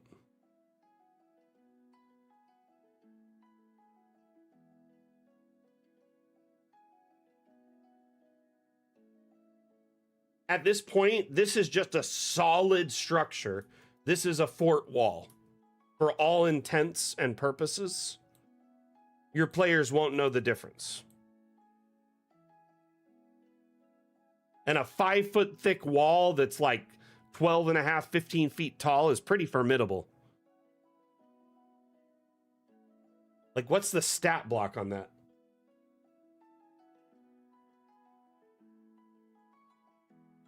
I use a blank slate room to make it thick. The other approach is to use objects, my friend, which takes far longer. So you could get in like these stone platforms here. There's some that act great as walls. So you could use this and hold shift and place them one at a time, and that's a 5 foot thick wall ready to go. But that's the kind of the old school way of doing it. Now that you can pretend that the buildings are walls and they go multi-level, heck, we could take this up even higher if we wanted to. What I love to do is add like a drawbridge or a door that's like a gate system, right? You add one right here, and then on the other side, boom. And then if you look inside, oh, there's a little gap where they might be able to see through. Just add some walls so your inquisitive players will know better, right?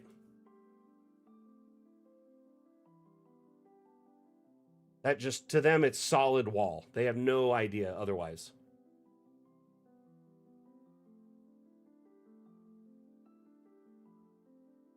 Yep, exactly.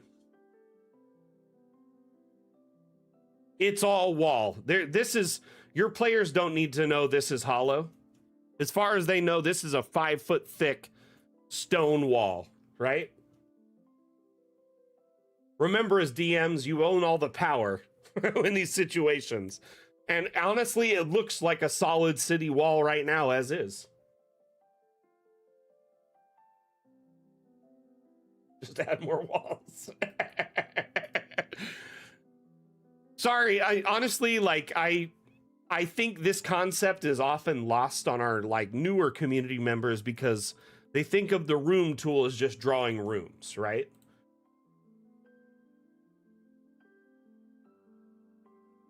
But at the end of the day, the room tool can be used for streets, okay? It can be used for walls, city barricades. It can be used, obviously, for multi-level structures. So much stuff.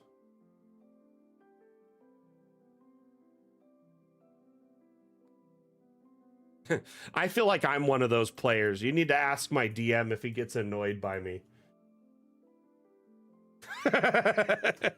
I often worry if I'm a trouble player.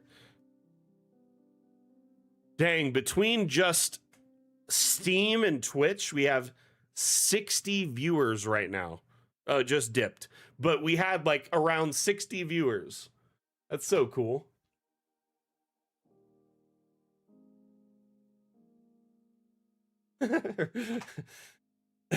That's how I know some players would be for sure, Jack.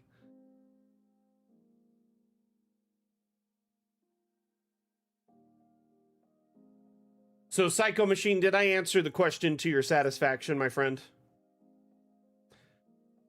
If you want to make this taller, just draw another level up on top. You could keep extending it up. You can make them 20-foot tall walls that are 10 feet thick. Super barricades, if you will. Hey, Cave Beast, welcome back, my friend. Okay, let's open up one of the maps from the workshop I wanted to showcase today.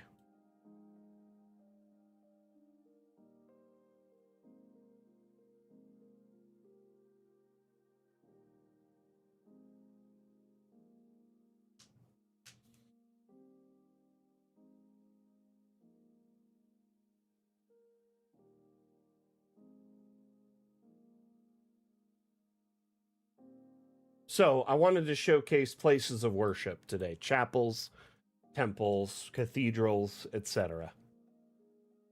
And now that multi-level is available in Dungeon Alchemist, it seems like so much more options are available to us when it comes to these types of designs. For sure, practice makes perfect, Psycho Machine. And if you're struggling offline when the stream isn't live, drop into our Discord and spin up a question thread or a support thread, and we'll jump in and help you out if you're having trouble.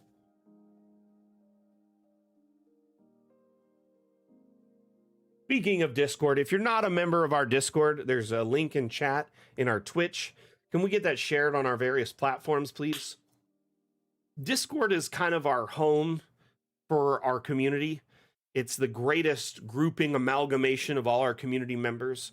It's a place where our devs love to communicate directly with our community members, but also we have areas for support and questions. We have areas where we share teasers. We have areas where you can chat with other GMs and bounce ideas off of them about your campaigns, encounters, stat blocks. And it's so great to hive mind this because, to be honest with you, there is like thousands of years of DMing experience in our server. Not many servers allow you to kind of pick each other's brains and work together and come up with solutions the way we do. I love our Discord server because you can, like I said, get support, but also follow along with up-to-date events like our streams. So if you like today's stream, you can check out a future stream. Like, for instance, Monday. Monday, we have a stream every week called Mapmaker Monday, where we build a map live and you can follow along. Currently, I'm building what I call the Bone Forge.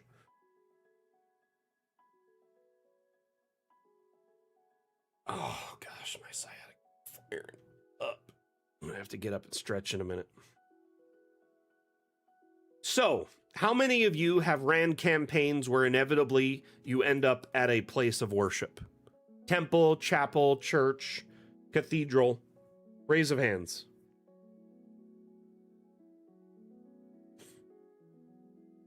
Why are you trying to change my camera? What are you trying to look at, Chim? Squinting at you.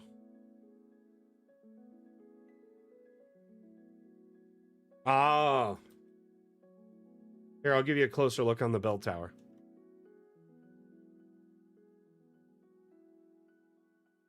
So I would assume in a fantasy setting, you often run into places of worship, right? We can't escape faith or church anywhere we go. So we in our party we have a cleric, we have a paladin. We actually have 2 clerics and a paladin.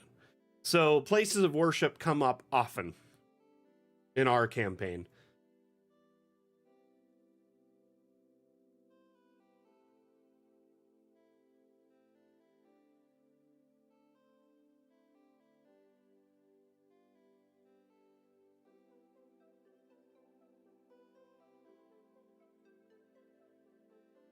So this map is called Chapel in the Forest. Sack made this before we launched with Fun with Objects. He was playing around with multi-level, and honestly, he came up with a bit of brilliance, if you will.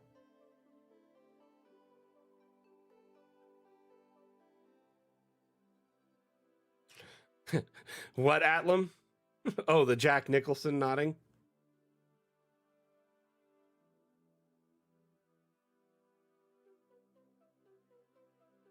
That's from that unhinged movie Anger Management with Adam Sandler.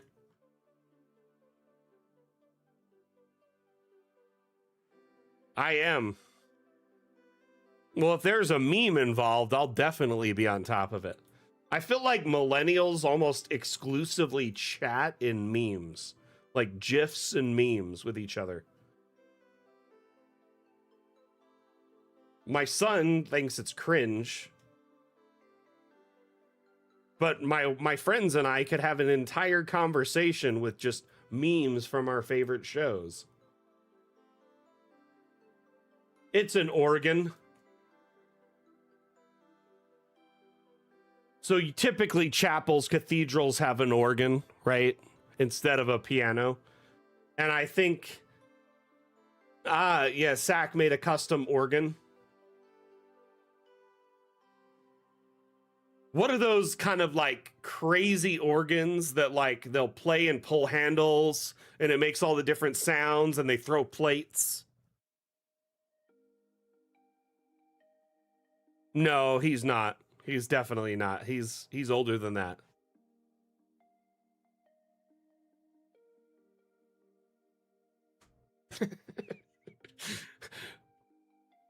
A Wurlitzer, maybe. Honestly, though, I am a bit cringy. Like, I could be like, I'll be talking to him and I'll be like, "Are you sure James Franco meme?" Oh, you saw us at FAX? Nice, Daily Bo. Welcome to the stream. I was not at FAX because that's across the pond from me. I'm based in the US from the team. My name is Mac. I'm the community manager for Dungeon Alchemist. But yes, you probably met with like Wim or any number of our team members there at FAX.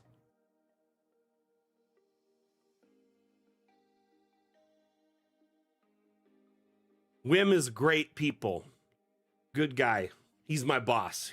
So I got to say that. No, I'm just kidding. I love Wim. He's a great dude.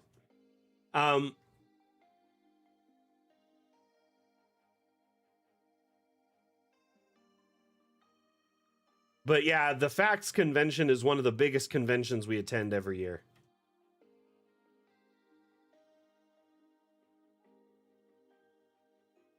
So welcome to the stream. If you have any questions about Dungeon Alchemist, please let me know. That's what I'm here for. Provide you guidance, support, answer your questions in real time. Sadly, Wim's not watching right now, Psycho Machine. He was here last Saturday. I interviewed him on the stream. If you want to check out the VOD, you can kind of see Wim in the flesh. He's very shy. Doesn't come out very often from his dev cave. This cathedral has a face, and it looks angry.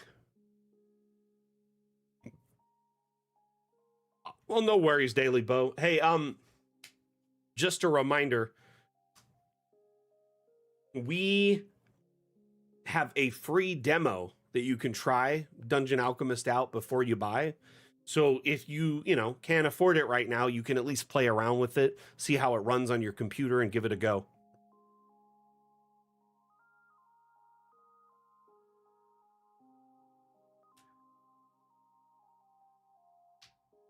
After my compliment. Oh, Psycho Machine. You're funny. If anything, just know I have a sense of humor. I like to joke around a lot on stream, and I don't take myself very seriously. Nice, Daily Bo. So what's your favorite part of Dungeon Alchemist so far?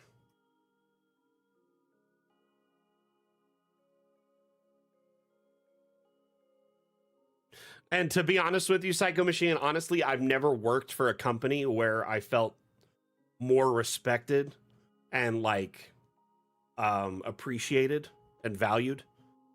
Dungeon Alchemist has been probably my best job ever. And I don't just say that because I'm live streaming and, but it is a good job, and I really appreciate Carl and Wim for taking me under their wing and letting me work with them. I love this project a lot.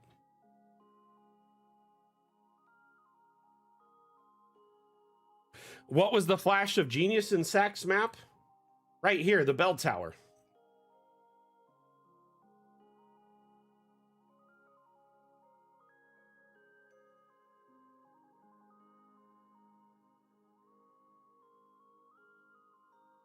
I just thought this was really clever.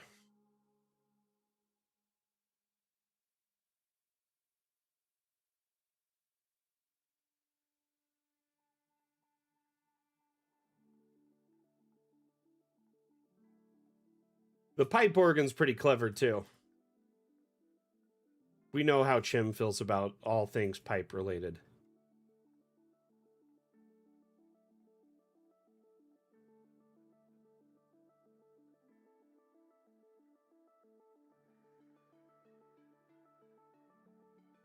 Fair enough.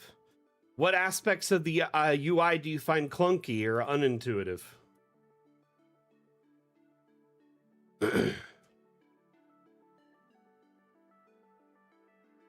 So this roof type here, the spire, is a standalone piece that the devs made so you could put on your roofing for this exact purpose.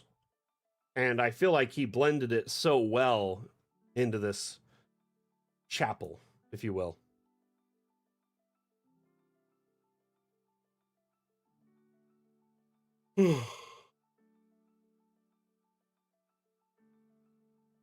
Got a couple other chapel maps I'd love to check out before we wrap up.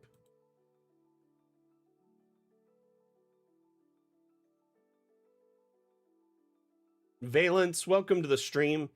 In regards to your question, the terrain paints are strictly set to the biome they're in.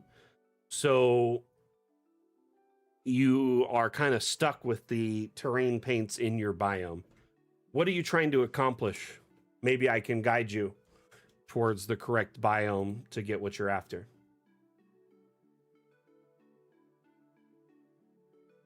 These are just really tall windows, so they take up multiple floors.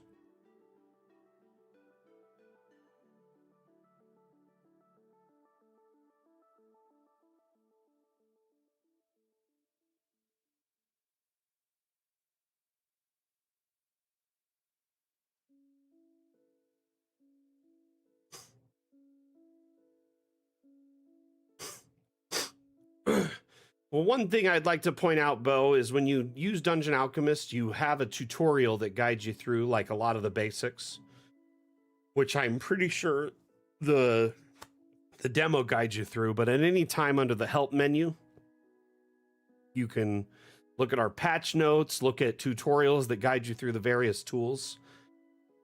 In addition to this, we also have our wiki, which is just loaded with information, and our Discord, which is a great place for resources and support. Keep in mind, Dungeon Alchemist is in early access, so it's an ever evolving project where aspects of it, you know, some of it are cemented and concrete and others are malleable and flexible and may change with time. Things like the terrain paints is one of them. The devs have committed to improving that and offering more options as time progresses, but it will likely be a while until they can address it. For now, each biome is essentially afforded a certain set of terrain paints. So depending on the biome you're in, you get a set of terrain paints. The grassland biome and the snow biome, in my opinion, are the most versatile. You can change into any biome you want through the terrain tab, right? At any time.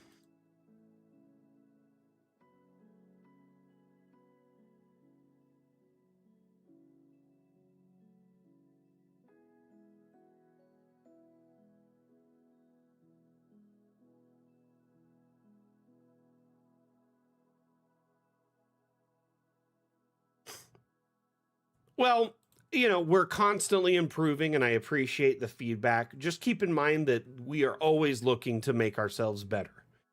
And one thing I do know that is on the horizon is something we call the Dungeon Alchemist Academy, at least internally. After our next update launches, I'm going to be launching a series of videos which will be accessible directly within Dungeon Alchemist, which are like tutorials and guidance built around that latest update. Currently, when we make, you know, a tutorial, it may be outdated in as much as like as little as 6 months to a year.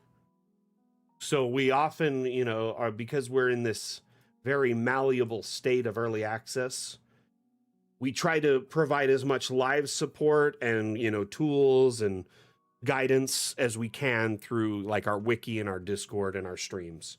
Hey Cobra, welcome back. How you doing, buddy? How's your week been?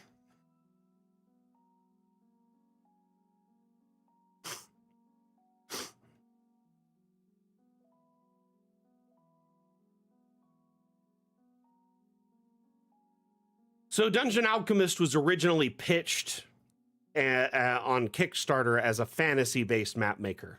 At no point did we promise like modern or sci-fi or, you know, Fallout or apocalyptic or cyberpunk aesthetics, anything like that. It was primarily primed to be a fantasy-based map maker. That's what pretty much anyone who invested in our Kickstarter or early on in our, you know, Steam launch was under the impression of.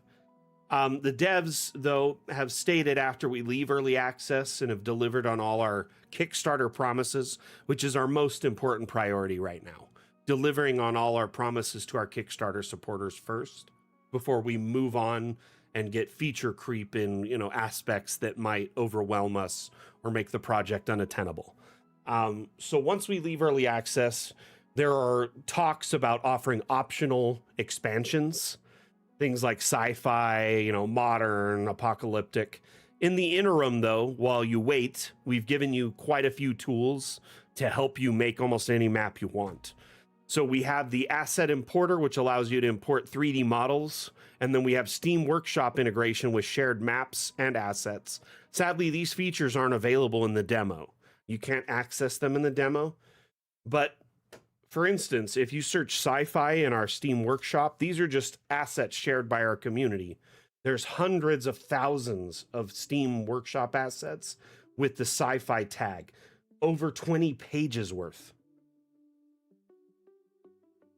The community has taken advantage of this and made hundreds, if not more, sci-fi maps. So it's quite possible to build sci-fi maps in Dungeon Alchemist right now, albeit it's a little niche and takes a bit more work. It's all by hand. But we've given you all the tools to address this right now.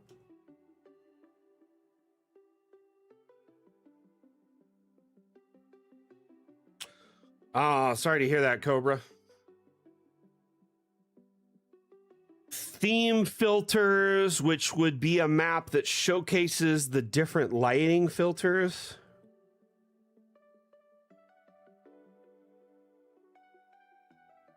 I'm sorry, what are you asking? Is this a question, Psycho Machine, or a suggestion?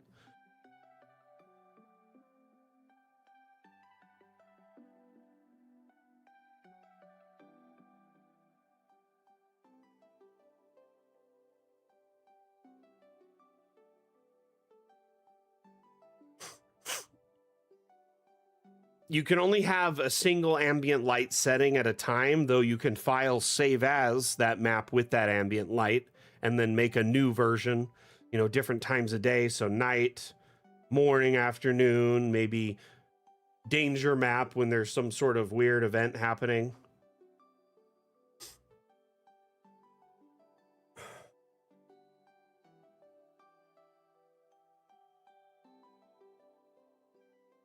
Oh, cool, Cobra Max. What's the Discord called? What's the tool called? You've got me on bated breath, man.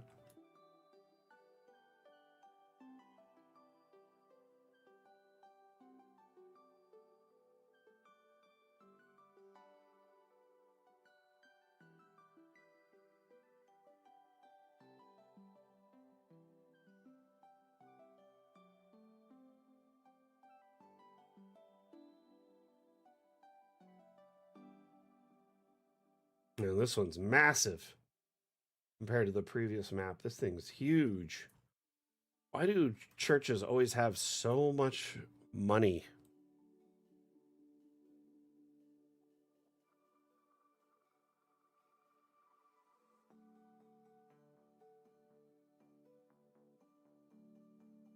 Hey, why can't I get in?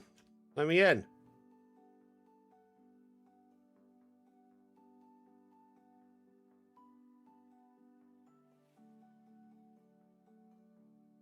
Like they blocked off the door with all their stained glass.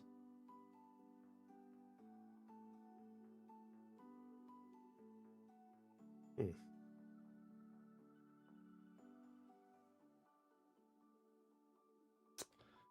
looks like they vaulted this and didn't delete the floor.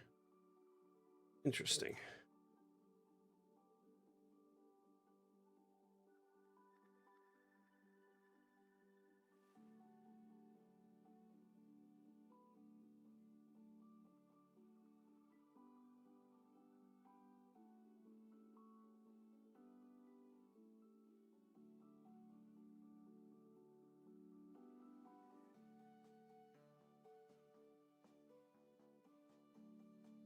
It looks like they made it multi-level and forgot to delete these sections.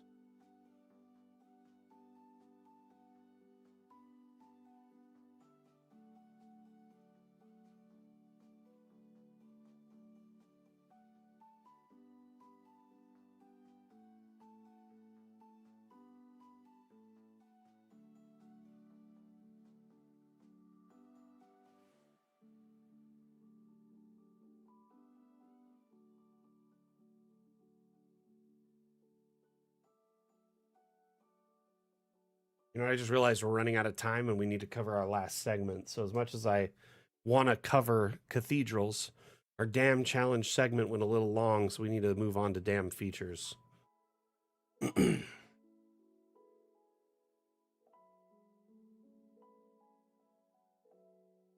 We use Reb's map for this.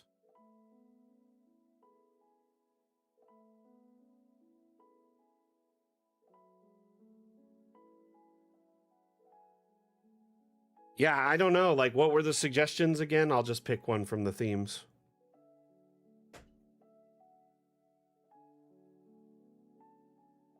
Hard time putting weight on my leg.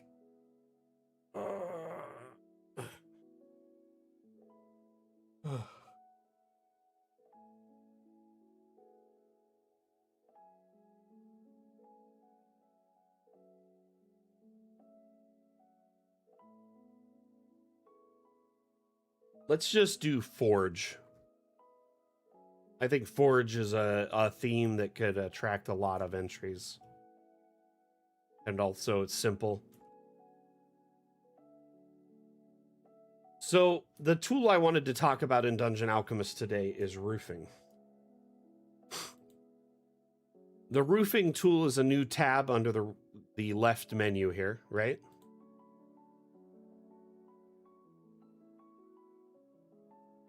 Forge, not forgery. Big difference. Now, when it comes to roofing, you have both slanted options and flat roofing. So essentially, you can pick and choose between an assortment of pre-configured roofing options. When you generate a building, it already has a roof matched to it, but you can change it if you want it to be different. So maybe you want it to have more, shingles around the edges here, or you wanted it to be a completely different type of shingling altogether.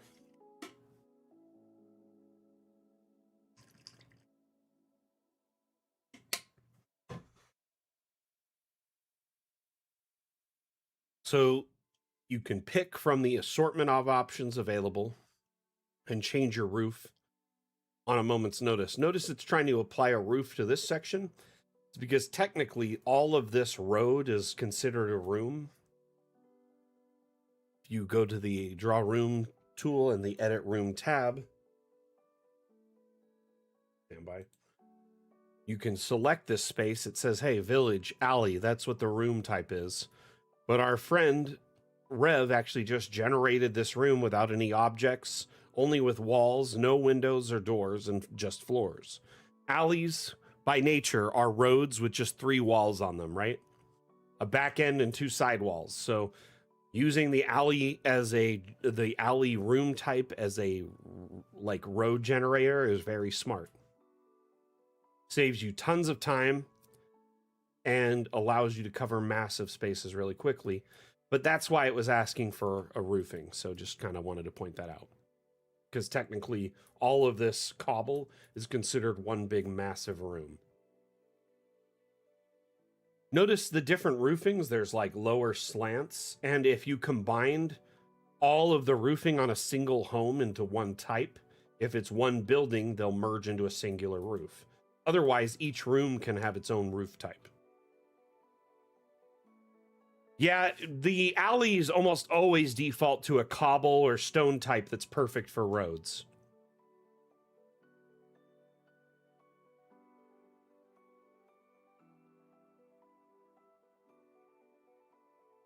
Oh, nice, Cobra Max. It's nice of you to let your friend borrow your PC.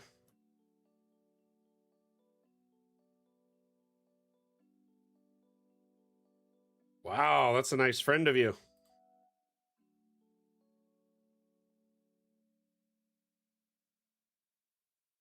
I do like the options of flat roofing too. It's nice sometimes. Not everything needs to be an angled roof, you know? I think a lot of us forget that. So when it comes to roofing, does anyone have any questions about how the roofing tool works or how you can use it?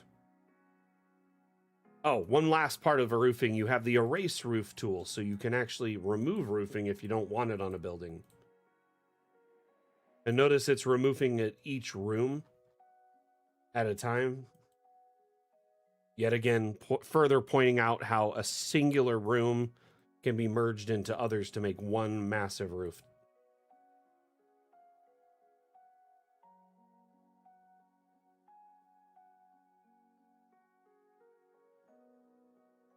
What do you mean you need some sort of plumbing for flat roofs? It's a fantasy setting, my man. Not everything has to be in parity with the real world.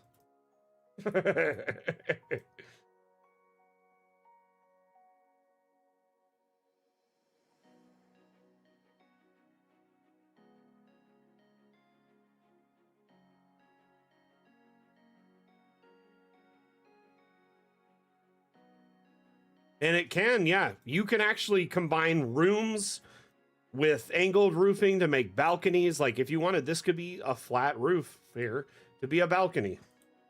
Or you could even make it a room up here without any walls.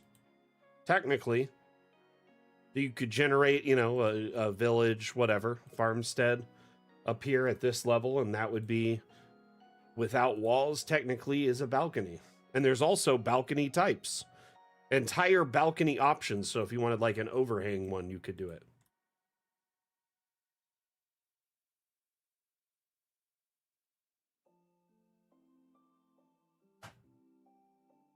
Rev, all I know is they're ever working on it, but I don't know if there's any solutions that have been found as of yet.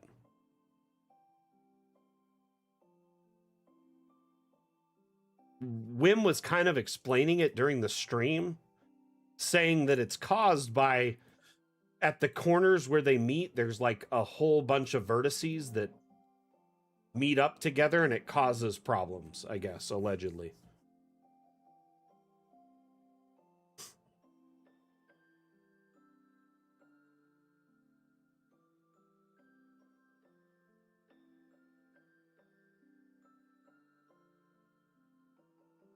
You don't necessarily need a roof over a balcony, but if you wanted a roof, you could.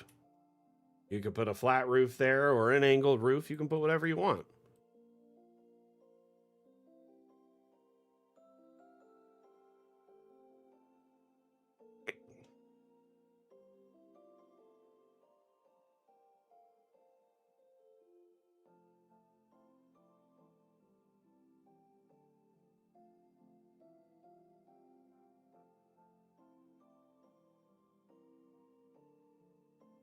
Dang, that's crazy, Cobra Max.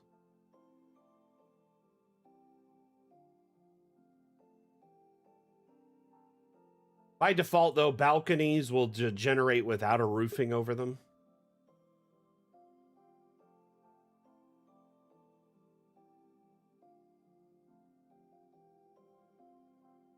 I swear, y'all are funny. But there's no supports. Okay, grab a support beam pillar and put it in there if you need it there to help you feel like it's adequate. Like this is just a quick example. Hold on, let me disable collisions. We'll raise it up the littlest bit. Put it right here. There's one. Like if I need support beams at the end of the day, I can just add them manually with objects. There's actually hundreds of support beams and pillars available. Some fancy, some simple. Alternatively, if I change this balcony wall to a different type, for instance, there is a wall type. Some are more fence-like. There is one that is, what is it? It's like wooden, but it's support beams. Trying to remember what it was. Someone used it recently, like these here. You can do something like that, or these, so it does have supports. There is another wooden wall that's, oh, the arcade, too. Hey, Arteris, how you doing? Welcome back.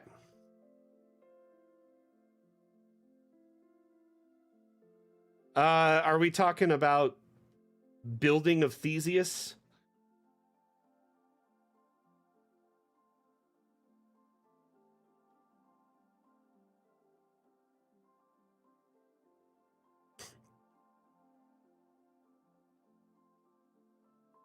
So Cobra, if DA's loading slow, man, I highly recommend just unsubbing from all the assets you're subscribed to. Hear me out. They're available again to download at any time from the Steam Workshop. Steam's not going to lock them off from you.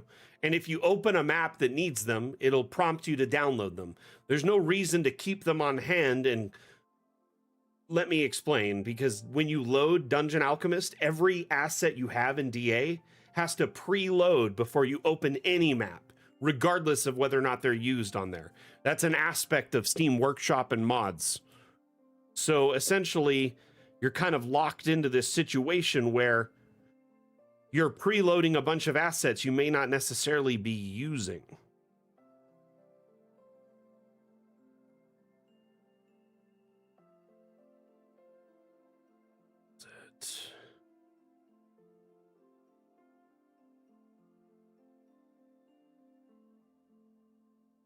Anyway.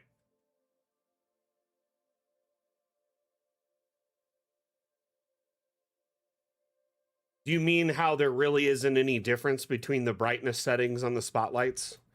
It's been brought up to the devs and it'll likely be updated in the next major patch.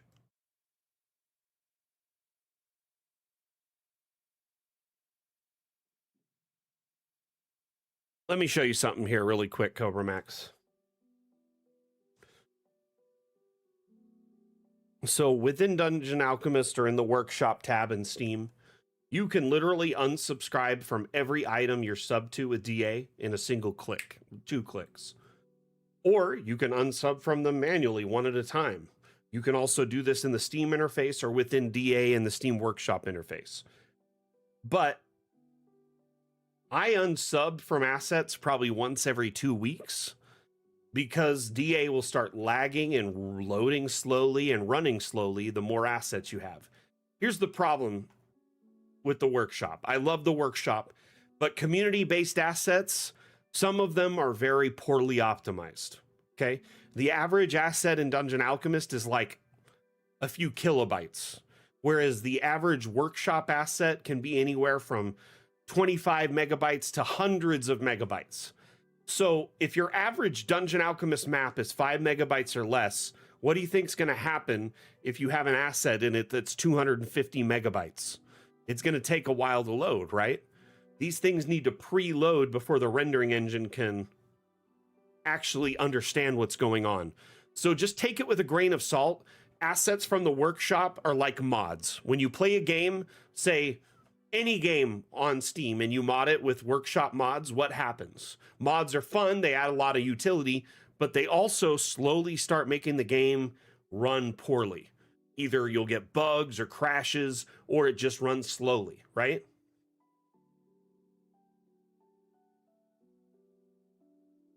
I honestly highly recommend at least just once every few weeks clicking the unsub from all, especially if you have a data plan with your internet provider that is like unlimited or not throttled or like very limited data. Like if it's a problem to download all the assets again, I understand. But keep in mind your performance with Dungeon Alchemist will be severely hampered because your insistence of keeping them on your machine. I've had people come into our Discord, they're like, my DA won't load, what's wrong with your program? They're subscribed to 10,000 assets and they have 8 gigabytes of RAM. Because DA is trying to preload all those assets and there's not enough RAM to do it, it freezes while loading. So at the end of the day, I highly recommend just keeping the amount of assets you have on hand trim. And if you need them for a certain map, when you're using that map, download the assets you need, you're good to go.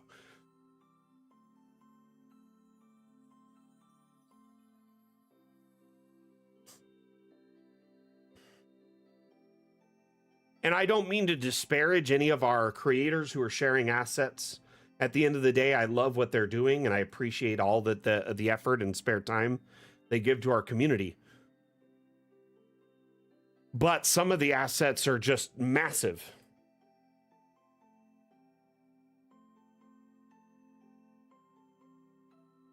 What I recommend,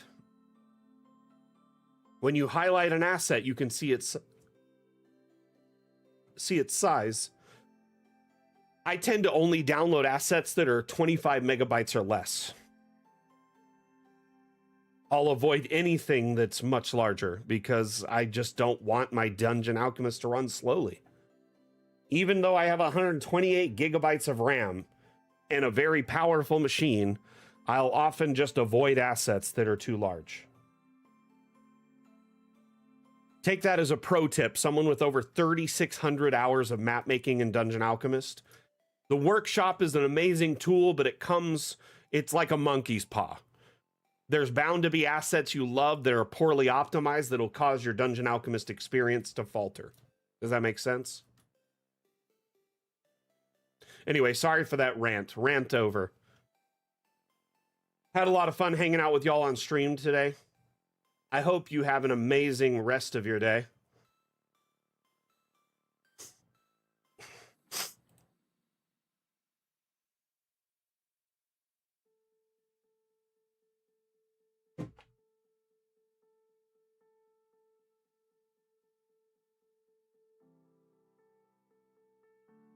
I hope y'all enjoyed the stream today.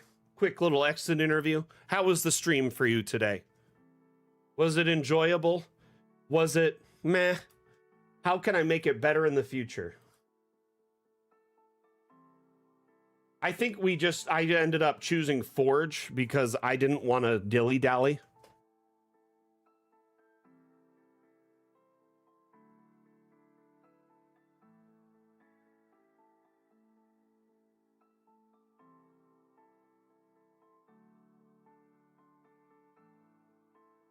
Fjorge.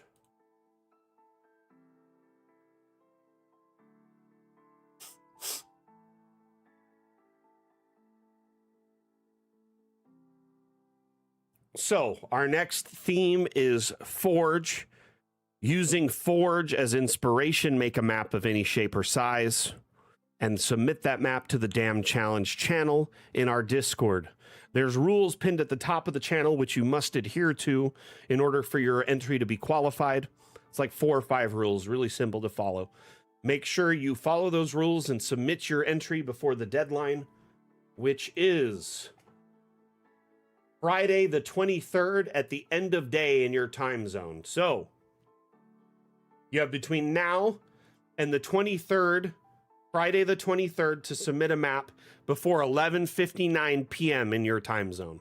So make a map of any shape or size, use Forge as inspiration, share that map in our Damn Challenge Discord following the rules pinned, and you have a chance to win a $10 Hero Forge gift card. If your map is the map I pick as the winning map, you get that gift card. Your map is the first map featured during the Damn Challenge sequence.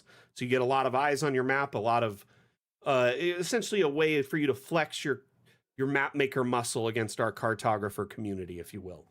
Now, moving on just quickly, next Saturday, we have an interview with one of our community members, Highland Lass, very prolific map maker, been part of our community since our beta.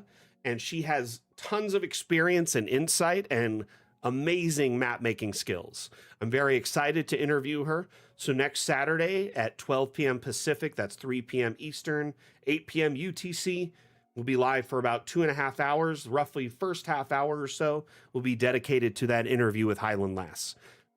Next interview after that, 31st of the month, final day of January, we'll be interviewing the lead developer of Dungeon Alchemist, Carl Krombeck.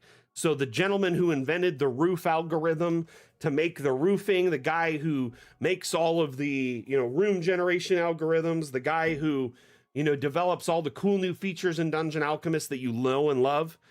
He will be on the stream answering questions, sharing, pulling back the curtain, so to speak, and sharing some teasers and information about the development behind the scenes. So that is on the 31st. So interview on the 17th and 31st, 12 p.m., 3 PST, 3 p.m. EST, and 8 p.m. UTC.